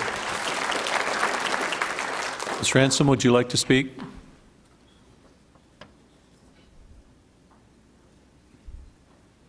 Janet Ransom. Monica Colby. My concerns have been addressed. Thank you. I don't want to take up your time. Okay, thank you very much. And you're Ms. Colby? Okay, thank you. Rocco DeCenza, would you like to speak?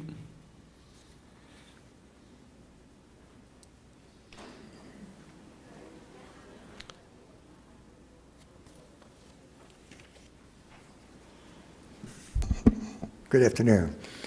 My name is Rocco DeCenza. I live at 3805 East Nicole Avenue here in Kingman, Arizona. I'm a recent transplant. I'm concerned about the jobs that you people on this dais are going to have to consider. One thing I think you should deeply consider with this company that's asking for this anomalous rate increase and this peak demand scenario is, did they do a due diligence when they bought this damn company?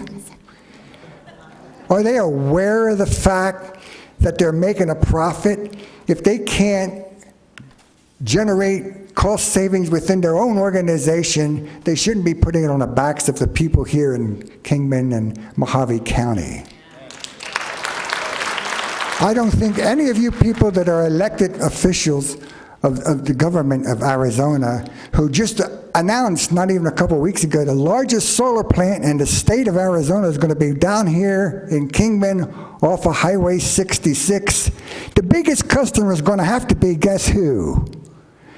It's not going to be the 15,000 homes that they supposedly are going to be able to help. It's going to be good old utility company that wants the rate increase. And don't think they're not going to get a sweetheart deal in buying that energy. But they're not going to give it to us. They want this rate increase now to protect themselves so they can gouge the hell out of us as utility users. Do your job. Ask for a due diligence committee to look into this rate increase. 7% is ridiculous. and the demand thing. You all know that's not going to work. That is not going to work. They don't have the meters, and we're not going to pay for it as utility users. Thank you. Thank you very much.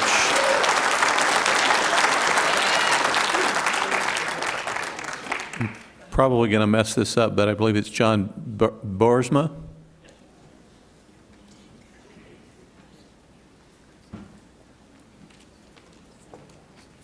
And he'll be followed by Jana Selk. Good afternoon, gentlemen. My name is John Boersma. I live 4400 North Baker Drive in Kingman. The previous speakers have pretty well covered everything.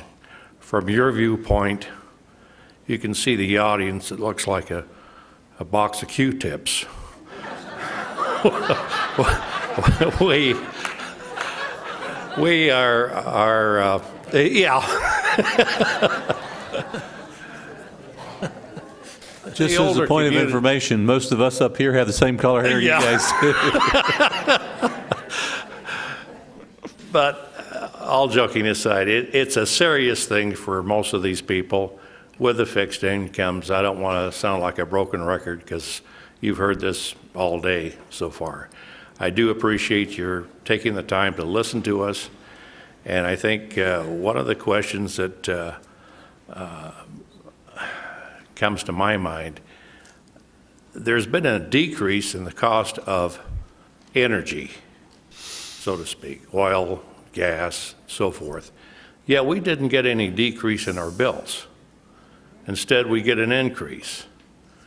Profit, I don't mind helping the needy, but I'm not going to help the greedy, and I think that's where we are right now with the greedy. Thank you for your time. Thank you, sir. Ms. Selk?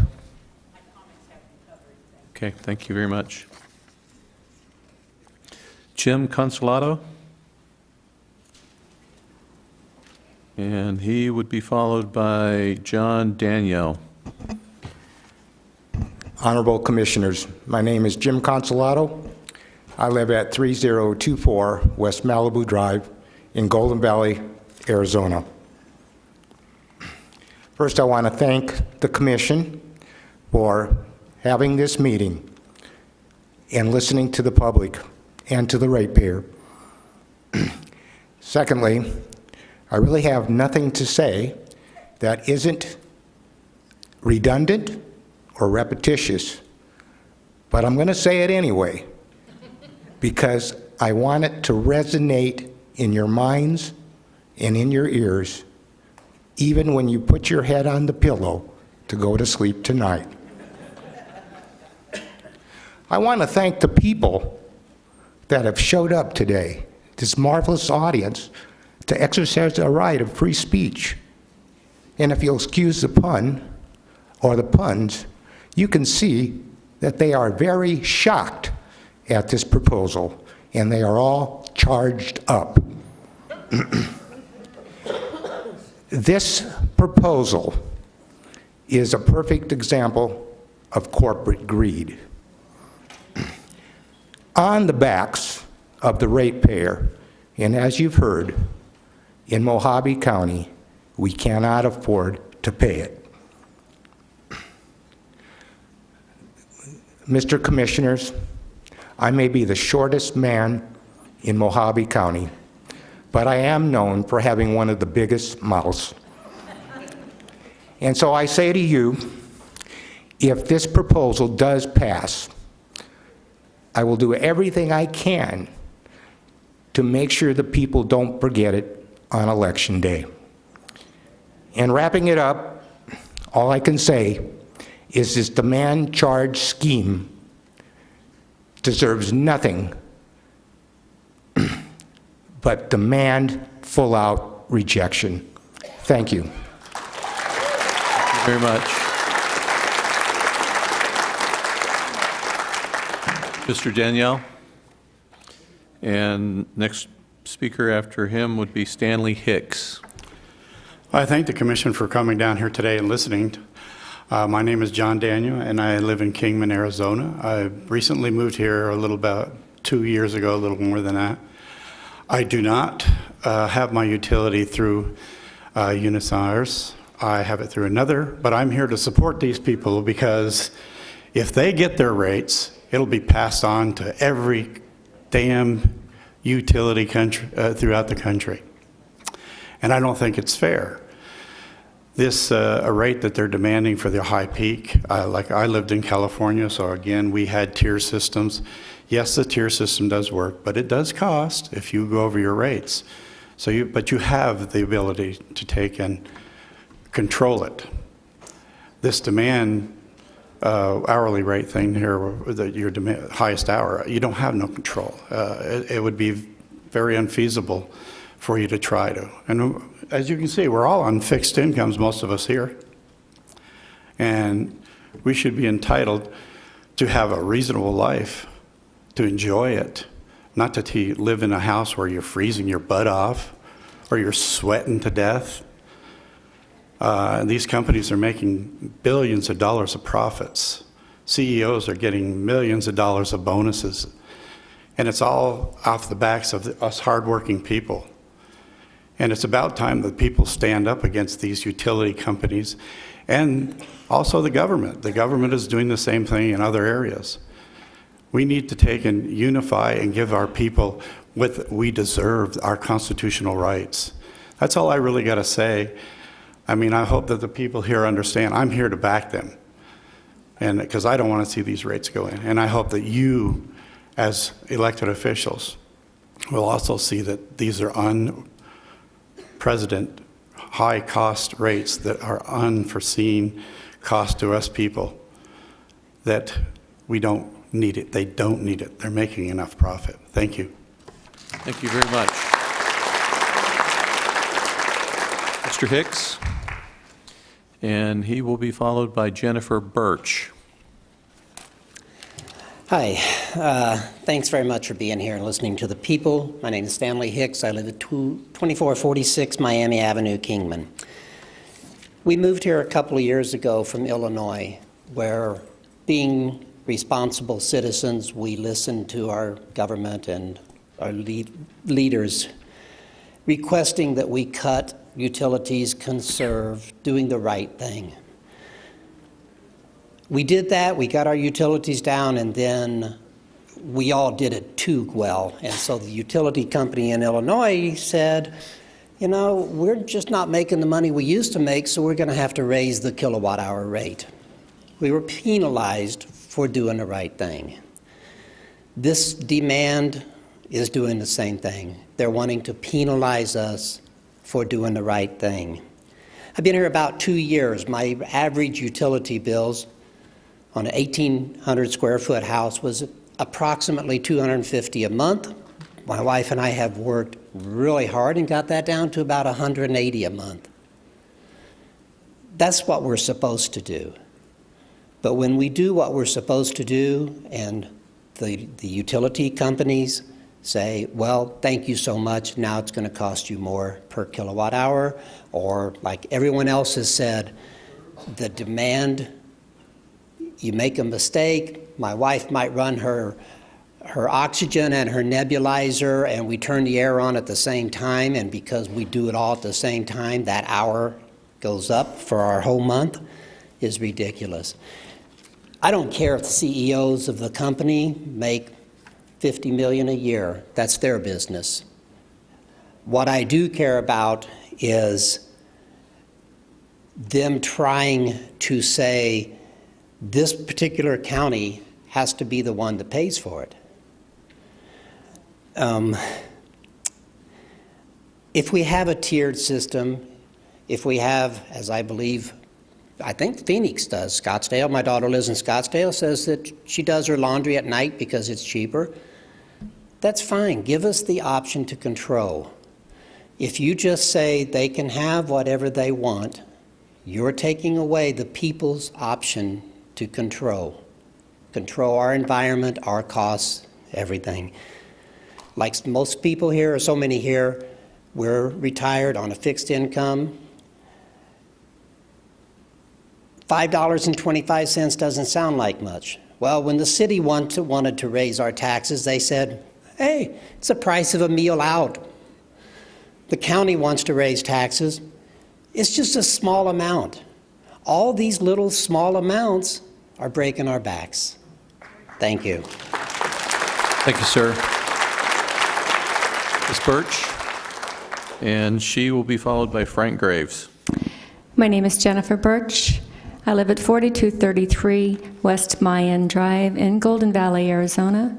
I'm representing myself as well as I am an employee of Mojave County in the Community Service Department and the Family Self-Sufficiency Program Coordinator for Section 8 for people who are low income. So I would like to just, first of all, say, it's been my experience with Unisource. There's been a couple of things. I found that the budgeting system wasn't the best for me because obviously I didn't pay attention to the bill. And when I started paying attention to the bill, it was too late, so they reconciled my bill at the end of the year, and I owed $394 one time, and I said, wow, I can't do that. So I budget my own bill now. I also pay very close attention to my bill. My bill says it charges for peak time charges. So I'm going to say they have a higher rate for peak time. So my poor husband is subject to doing the laundry during the summertime, early in the morning, or during the wintertime in the mid-afternoon. The other thing, we recently received a new meter, which I was very unhappy with and spoke with Unisource about. They changed my meter in December. The first 23 days of December that on my old meter, I used 1,000 kilowatt hours. The 12 days that the new meter was in, I used 748 kilowatt hours.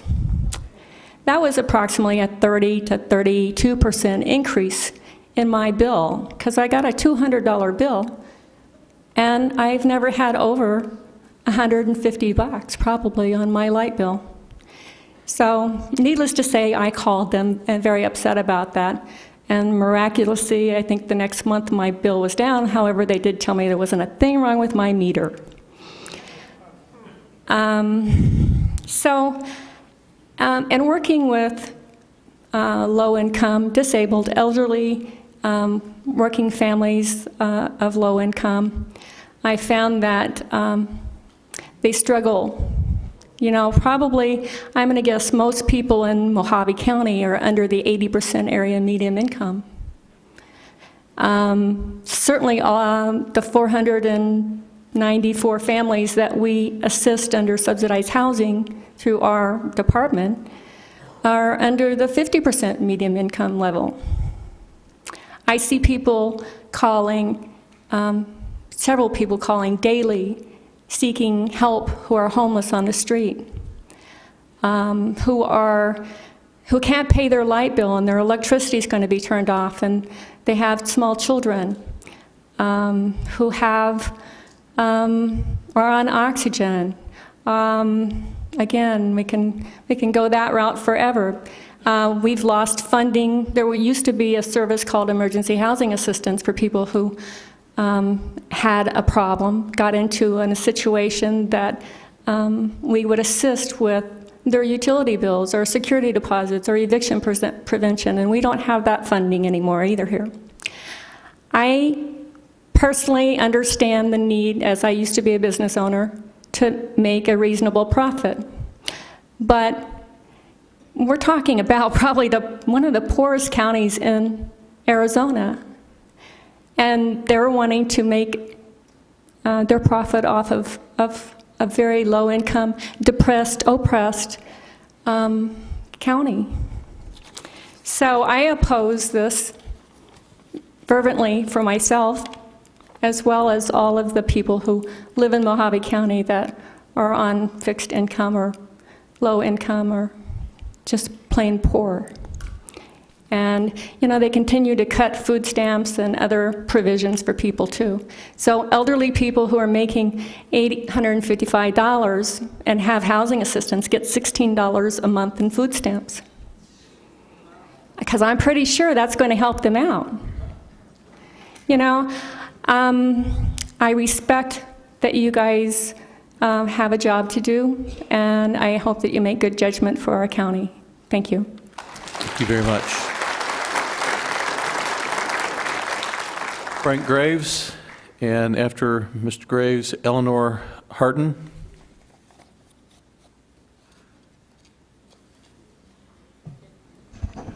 Good afternoon, Commissioners, and thank you for the opportunity to speak. You know, Einstein told the federal government in the 30s... I'm sorry, Mr. Graves, would you state your name and address for the record, please? Oh, excuse me. My name is Frank Graves. My wife and I reside at 3250 East Leroy Avenue in Kingman, Arizona. That's in the county.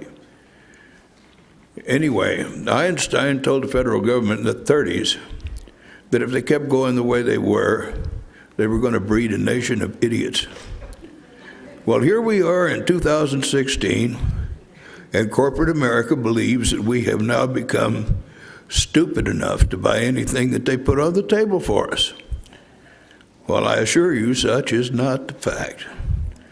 We buy, whether people realize it or not, for these utility companies, all their equipment is purchased out of monies from the people. Now, there's different ways that they route that with surcharges and things like that, but we, the people, we're the ones that are paying for that. And then they smile and brag about the billions of dollars they made in profit this year. That's enough to make you sick at your stomach. And you wonder why they don't just open season on politicians. That's all I have to say, gentlemen. Thank you for the opportunity. Sir.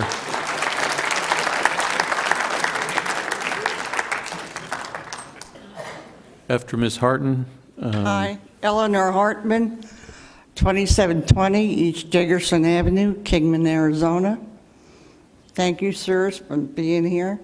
One of the things that people have never addressed, and I hear it with a couple of the people that have been around me in the audience, is they can't put their gas furnace on in their mobile homes. A lot of them are in a single size trailer, which is maybe under 1,000 feet. So if they can't use their furnace, which is gas, then they go and they use an electric heater, like I do. So you get it, and you have this nice warm heater that can heat you, keep you warm. Then you go into the bathroom, and you're freezing cold. Now, some of the older people can get sick from this transition of heat to cold, all right? Luckily, I'm healthy. But you have to visualize what it's like to live in a nice house, which I have in my years past, and then take a look at some of these other people here that are looking at a small trailer with no heat except the electric heater. Then they have to go into the bathroom that's freezing cold. Then they have to go from there into the kitchen, and again, it's freezing cold. They also have to go and they try to subsidize their money by getting food boxes. This is one of the things nobody talked about, so I thought I had to bring it up. Visualize it. Just think about it for it when you ask for that couple of cents that you think doesn't add up. Thank you. Thank you very much. Jacqueline Graves. Jacqueline Graves? Nope. Okay. Joanne Oxen? Joanne Oxen. Dwayne Nelson?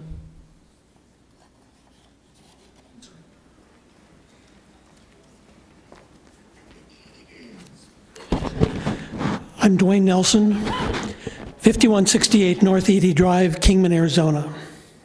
I represent ASRA, that's the All Arizona School Retirees Association, and I am the state president, and I live here right in Little Kingman. I believe the mandatory demand charges will be a very big hardship for fixed-income senior citizens. I have seen no increase from the Arizona school retirement system, no cost of living, and definitely nothing from Social Security this past year. An example of cost-cutting here in Kingman that nobody has talked about, the school district. Next year, they're going to a 4-day week to cut costs.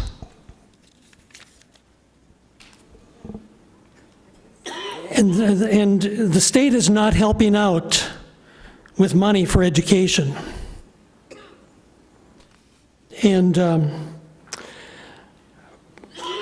my personal opinion is that the Corporation Commission has not been very friendly to consumers. You're real friendly to corporations and companies and big executives. Last point, I wish I could afford solar. Thank you. Thank you for coming to Kingman. William Fisher. Mr. Fisher, would you like to speak? Malia Fisher, would you like to speak? Sandra McCollum, would you like to speak?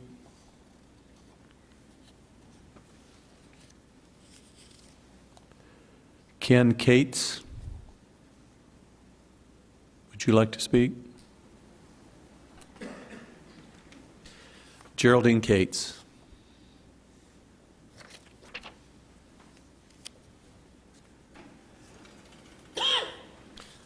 Ray Siebel.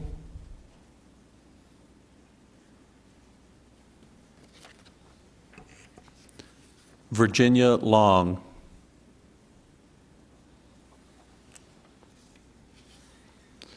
Deborah Scherer, would you like to speak?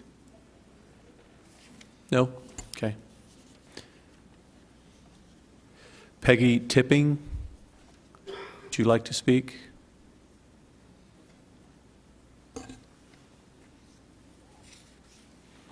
Elbert Ward, would you like to speak?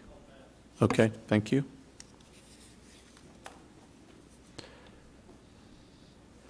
There's no last name on here, it just says Elizabeth.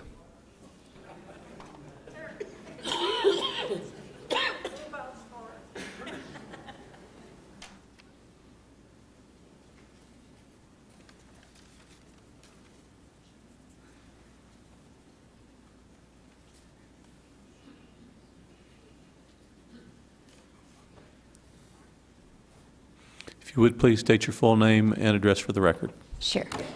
Elizabeth Mulder, 3800 North 4th Street, Kingman, Arizona.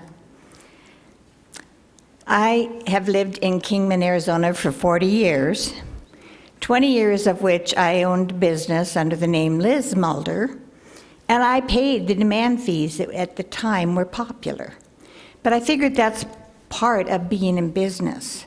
However, demand fees on a residence should not be part of living, particularly since I've been doing some research since this all came up, and I understand that sometimes the demand fees are collected and paid to the person that Unisorts buys their electricity from, which is APS.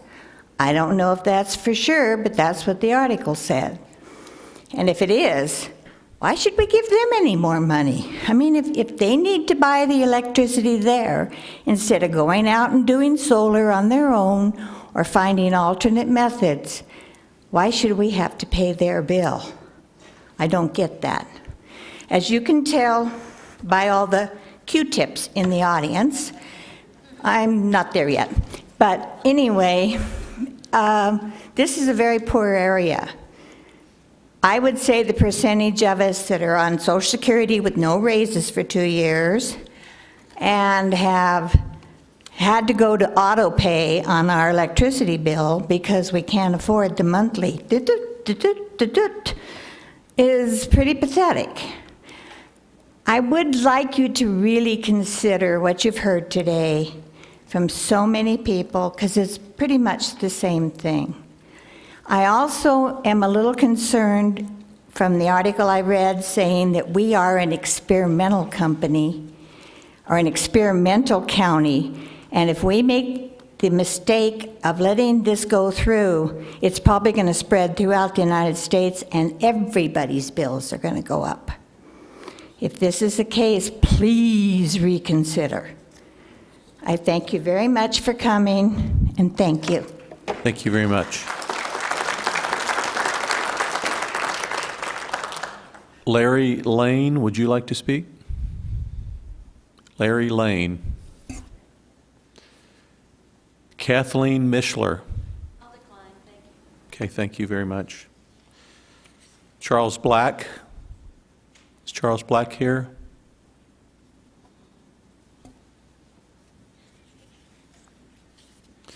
Richard Basinger, would you like to speak?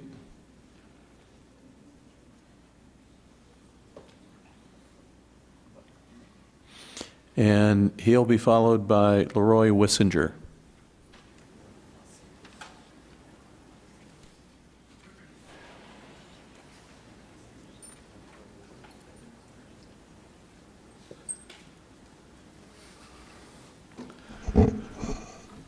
Richard Basinger, 441 Astor Avenue, Kingman, Arizona.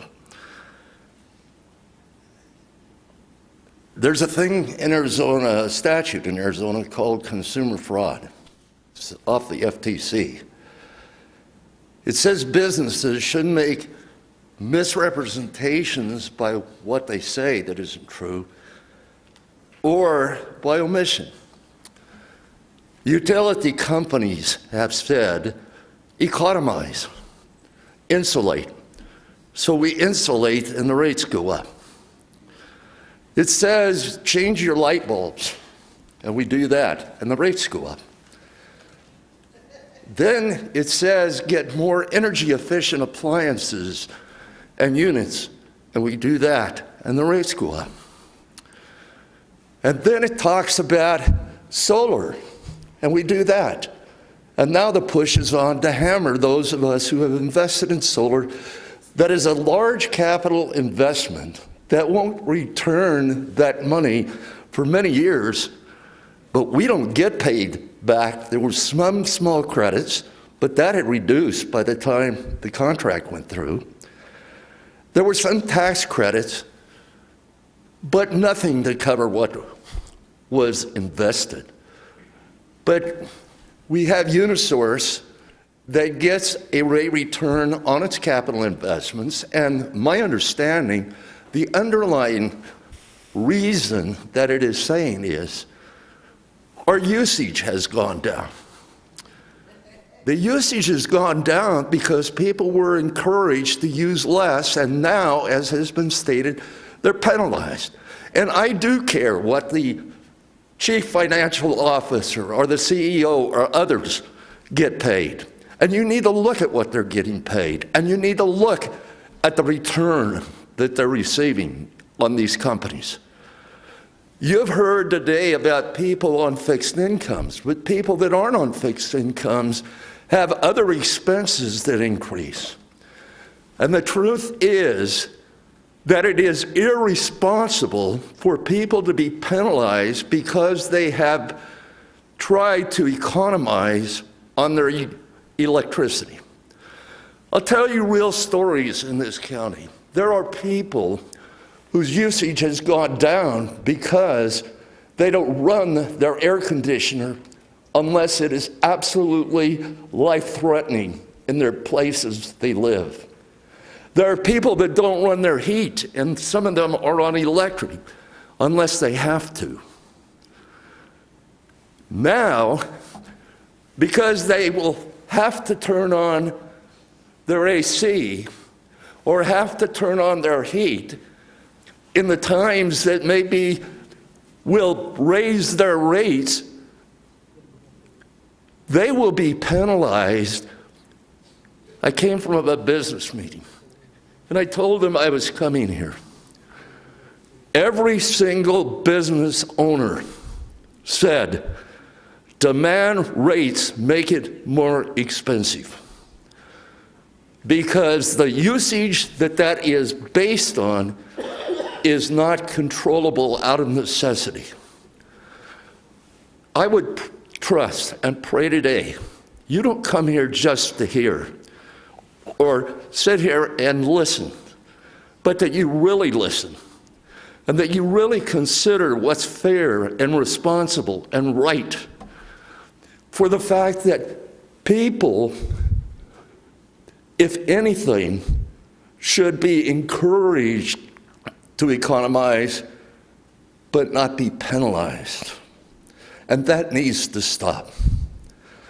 I will deeply appreciate your consideration from what you've heard today, including the speaker. Thank you. Thank you very much.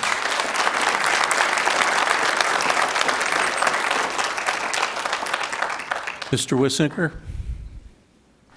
And he will be followed by Jenna Bentley.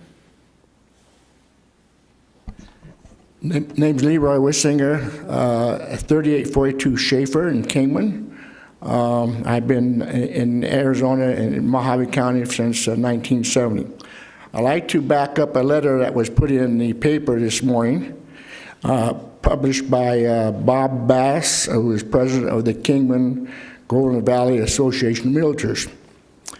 I am also a realtor. I'm the owner of Eagle Realty, which I started in 1992. Most of our customers that we've been working for that many years are at the retirement age and they're on Social Security and retired. We do not get, I'm on Social Security myself, we have not received an increase in Social Security for the last 5 or 6 years. We cannot afford these kind of increases. The other disappointing thing that I read a couple of days in the paper is that UNS has sold out to a Canadian corporation, which has been very profitable. The disappointing point to that is the fact that when we buy things in Arizona, in Kingman, or Mojave County, or Arizona, the profit on that now, in regards to the utility company, is now even going out of the United States. I'd just like to say just 2 sentences from the letter. Says, just say no to electric rate requests. This letter is a direct request for the Arizona Corporation Commission to deny the request from UNS Electric to increase the utilities. Thank you. Thank you, sir.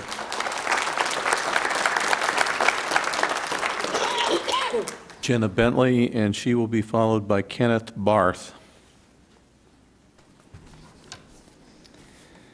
Commissioners, for the record, my name is Jenna Bentley, and I serve as the Executive Director of the Market Freedom Alliance based in Phoenix.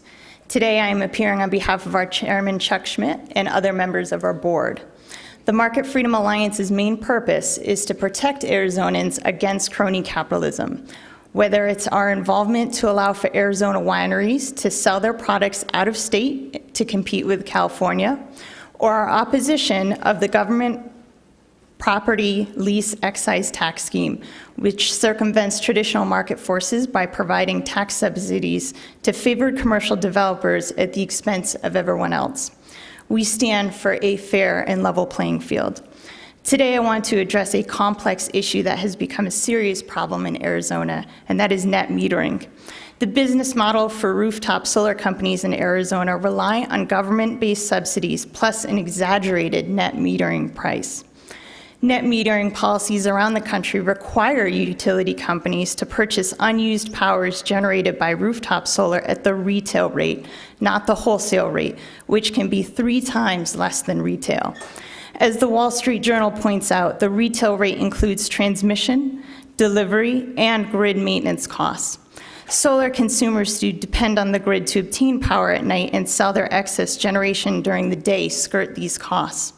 In doing so, they shift the cost of supporting the grid to other consumers who must then pay more.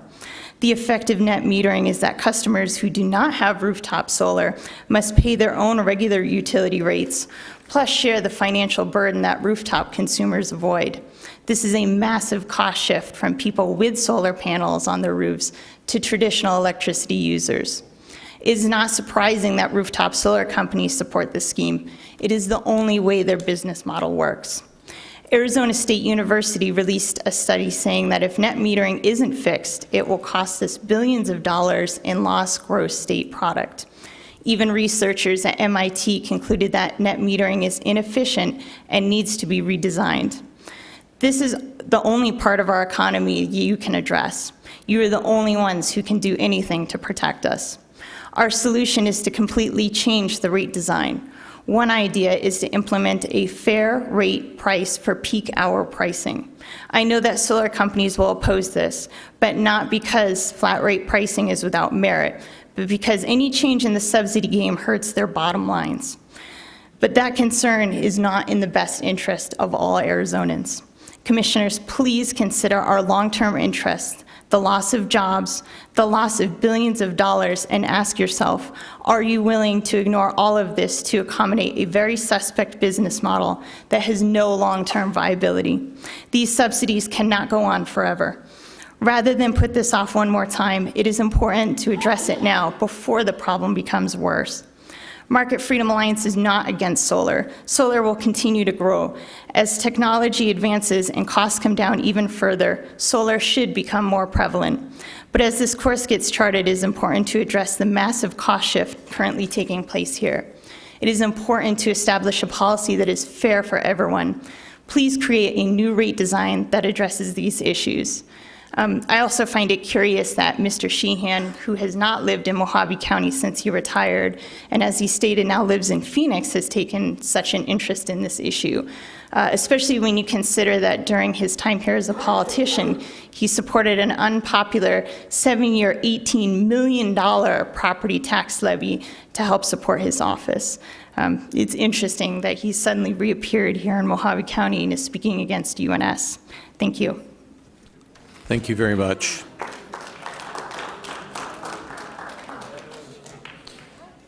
Kenneth Barth.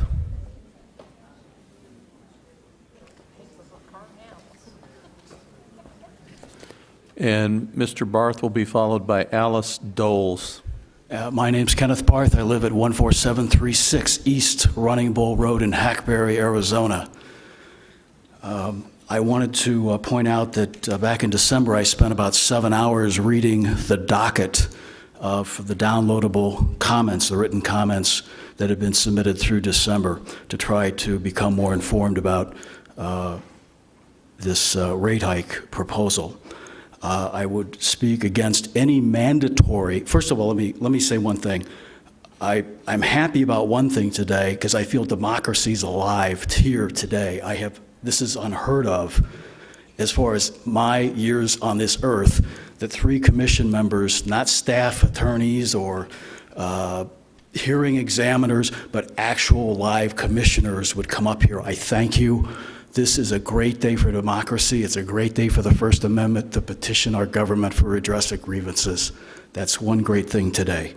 I would oppose any mandatory metering charge or program on residential, although a voluntary demand program would be appropriate and encouraged, but oppose any mandatory. If there is going to be a rate increase, it should be limited to 3%. That's what most of the other government agencies in this state and local governments are limited to, a budget increase of 3%. I also wanted to point out one thing that I found in reading the 7 hours of reading, and I think I got confirmation, but I just also want to understand that Unisource is seeking not just to increase the basic monthly charge from $10 to $15 or $20 for everybody, but they're seeking a separate $20 a month penalty, I call it a penalty, a $20 a month demand charge for solar-only users. Is that correct? Am I misreading that wrong? Are I'm you able afraid to- we can't comment. Okay. Well, I'm going to presume that that's correct, although at least I got confirmation from that. If that is the case, that Unisource is seeking a $20 a month surcharge on people who generate electricity, the cleanest electricity known to mankind, that will never require Yucca Mountain, a meltdown, a spill of any kind, that they are looking to put a $20 surcharge on solar users besides cutting their payout for the net generation of electric. But a $20 surcharge, that is immoral and unconscionable. And I would say that to the CEO's face if he or she were here today. Now, I also would believe that putting a $20 surcharge on solar-only users would violate the Equal Protection Clause of the 14th Amendment to the United States Constitution, as there is never a rational basis for penalizing solar users exclusively. And I conclude by asking you, in reaching your decision, don't let the Koch brothers influence your decision in any way or manner. Thank you. Thank you very much, sir.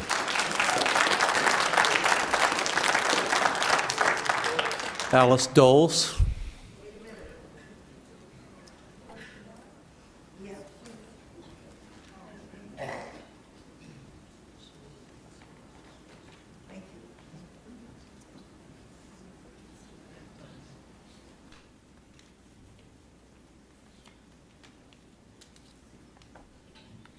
And after Ms. Doles, Worth went.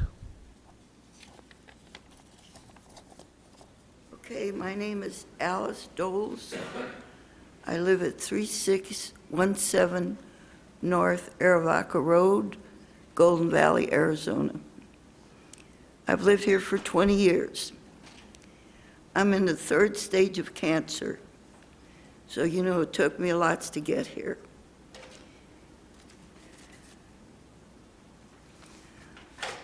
What I understood with dealing with my daughter, who stayed on the internet for 2 days, you can request to output, I'm dyslexic, so I have a little difficulty, and they have to remove the smart meters that they've put all over Golden Valley. A smart meter and a digital meter are the same. And they do put out radiation. That's a proven fact, okay?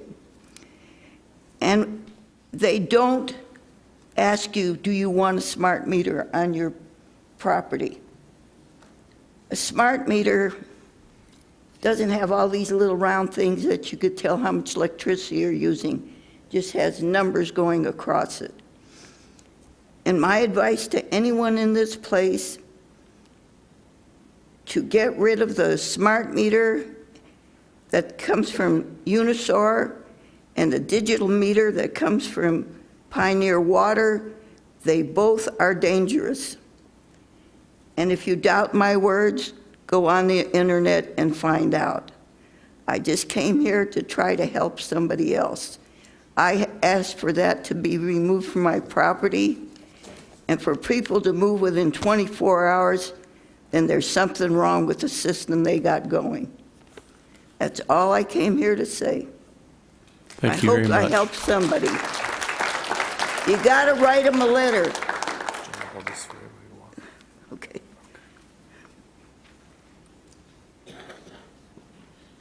Mr. Wendt? Oh, thank you for your time. Thank you very much, ma'am.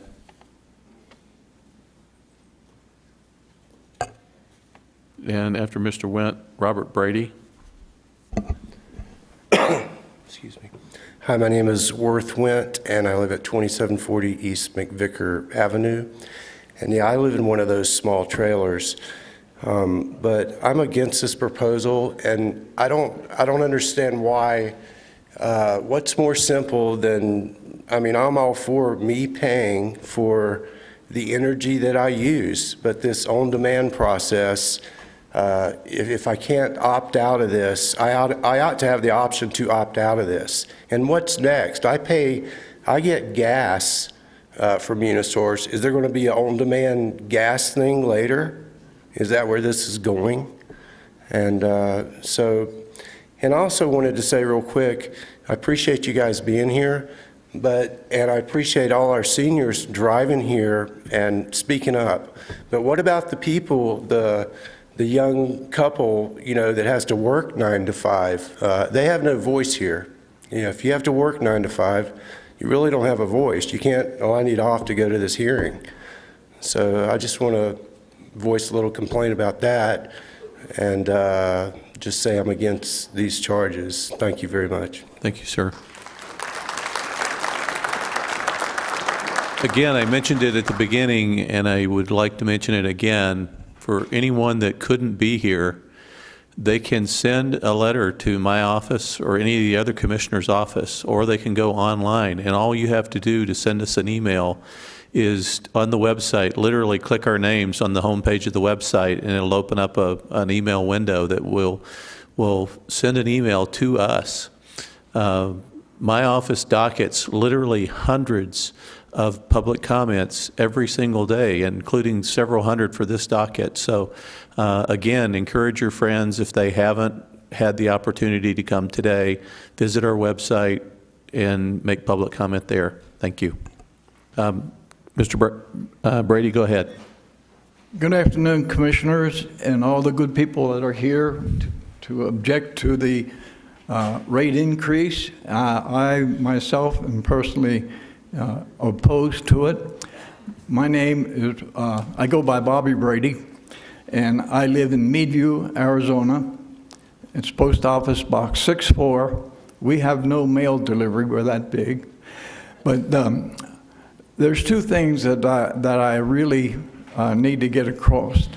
I worked for a power company years ago, and at that time, the only time that somebody had a demand meter was a business. And I understand that there is no no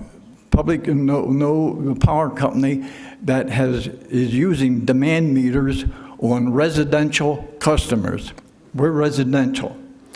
I'm a retired person, and I moved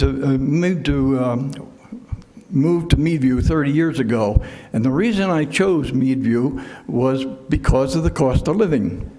I retired 33 years ago on a fixed income.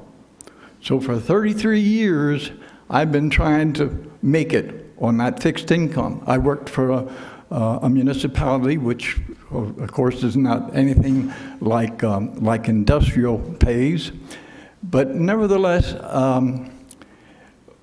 being in Meadview, we have about 75, if I'm correct, percent of retired people. So all of us are on a fixed income. So we feel that a demand meter is absolutely out, because a demand meter is a multiplier. It multiplies what your highest rate is for the entire month. I do not have air conditioning. I use a swamp cooler. I maintain my house at about 80 degrees in the summertime with the swamp cooler. My house is all electric. I keep my power bill or my heating at 69 degrees in the bedroom. And I feel that everybody should understand to know that a demand meter is a multiplier. The next thing I need to tell you is Meadview is a 140-mile turnaround to come in here. We have one transmission line coming into Meadview to serve all the people in Meadview.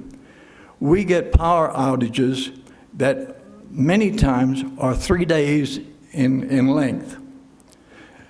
I feel that the commission needs to also go after the power company to put another transmission line into Meadview so that we are not without power for extended periods of time like we do sometimes. I thank you very much for your attention.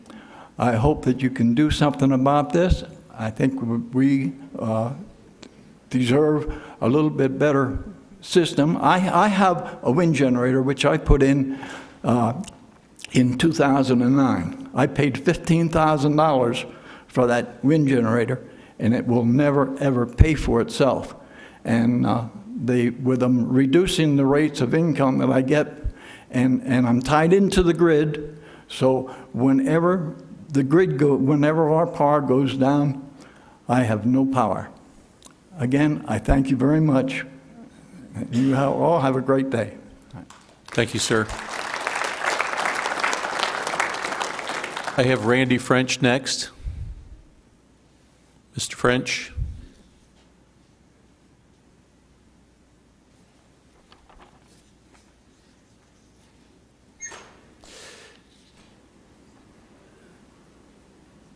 I'm guessing at the handwriting. Victor Mayhill.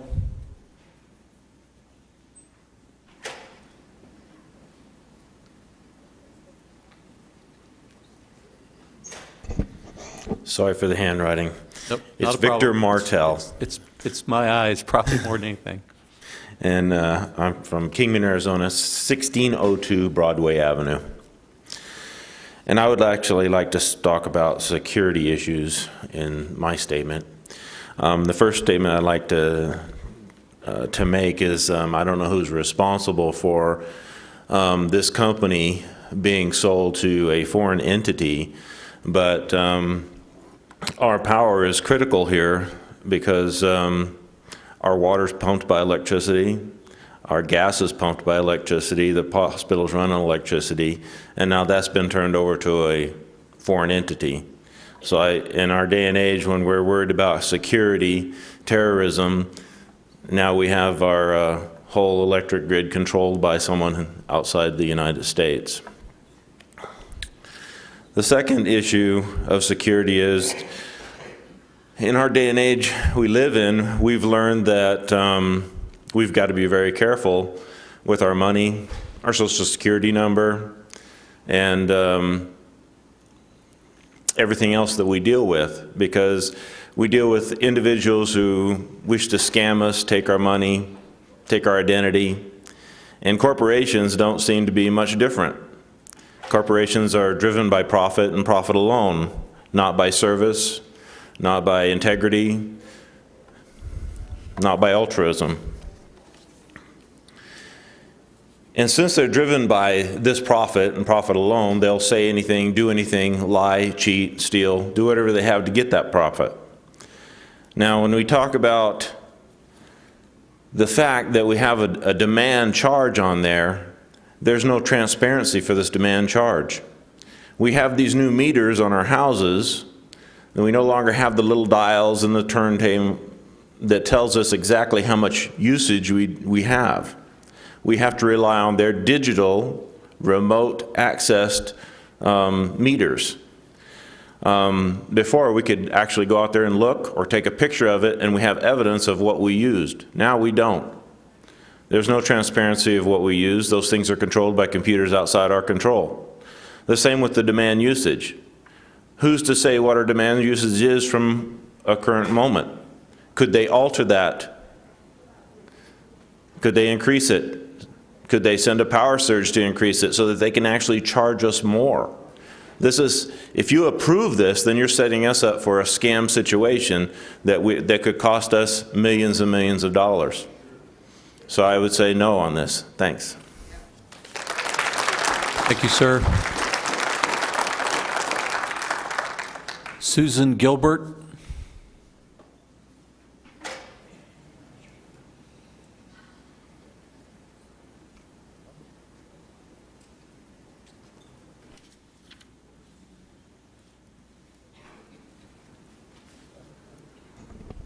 My name is Susan Gilbert. I live at 2722 Mountain Avenue in Kingman, Arizona. I've lived there for 16 years, and I am an accountant by trade. I've listened to almost the entire meeting, and it has struck me that not one person has come up here in support of this demand increase. And as evidenced by earlier in the meeting, we had kind of an informal standing vote. It seems that nobody is in favor of this increase, with the exception of UNS. And I am not going to be the person to change that right now. I am opposed to the increase. I am looking and reading from some of the verbiage that was supplied up at the front of the room by UNS, and it says, when rising costs compelled us to seek higher rates this year, we proposed a more accurate method of billing customers for their energy use. Who are they kidding? How is a demand increase a more accurate method of billing customers for their energy use? That makes no sense. I would like to pay for my own usage as it is without having my 1 hour of maximum usage during the month being what dictates what I should pay. I don't believe that is fair. Also, it further says, the resulting rates would increase the average bills of typical residential customers by an estimated $627 per month. I am an accountant by trade, as I mentioned, and I don't really like to just have a number thrown out at me. It seems like a bit of a, it's not an even dollar amount. It looks like somebody came to that number with some kind of calculation, but I can't see the calculation. And what if the $627 per month average increase turns out to be more like $7 or $8 per month? After it's already passed, there's nothing we can do about that. They are not held accountable for their estimated usage per month increase that they came up with. And they are the ones who came up with it, and they are the ones who stand to gain from this. And to me, it seems that the demand charge, as they call it should be called a demand charge because they are demanding that we pay it. And I'd also like to point out, from an economic standpoint, Mojave County, it has been hit hard economically. And if you take this money across the board through energy users, you take this money out of circulation, that is going to be hard on the overall economy. Thank you. Thank you very much. Well, ladies and gentlemen, that exhausts the speakers list that I have up here. What I like to do is give anyone who hasn't spoken and hasn't filled out a slip one last shot at it before we declare this public comment session closed. Is there anybody that hasn't had the opportunity to speak that would like to take a moment?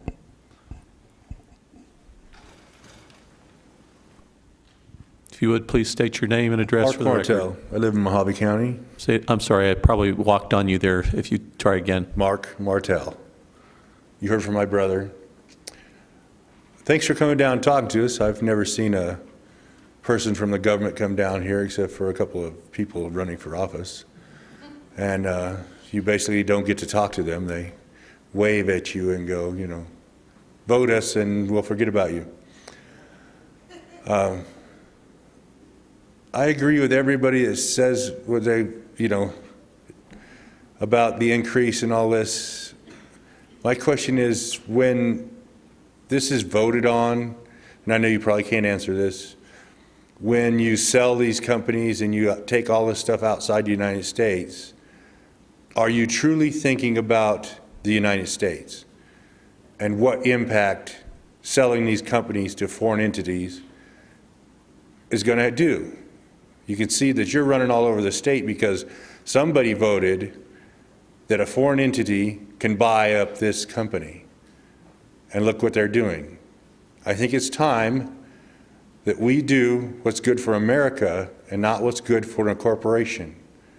I appreciate you being up there and doing your job, but I think you need to look at the bigger picture and not the dollar amount. Thank you. Thank you very much.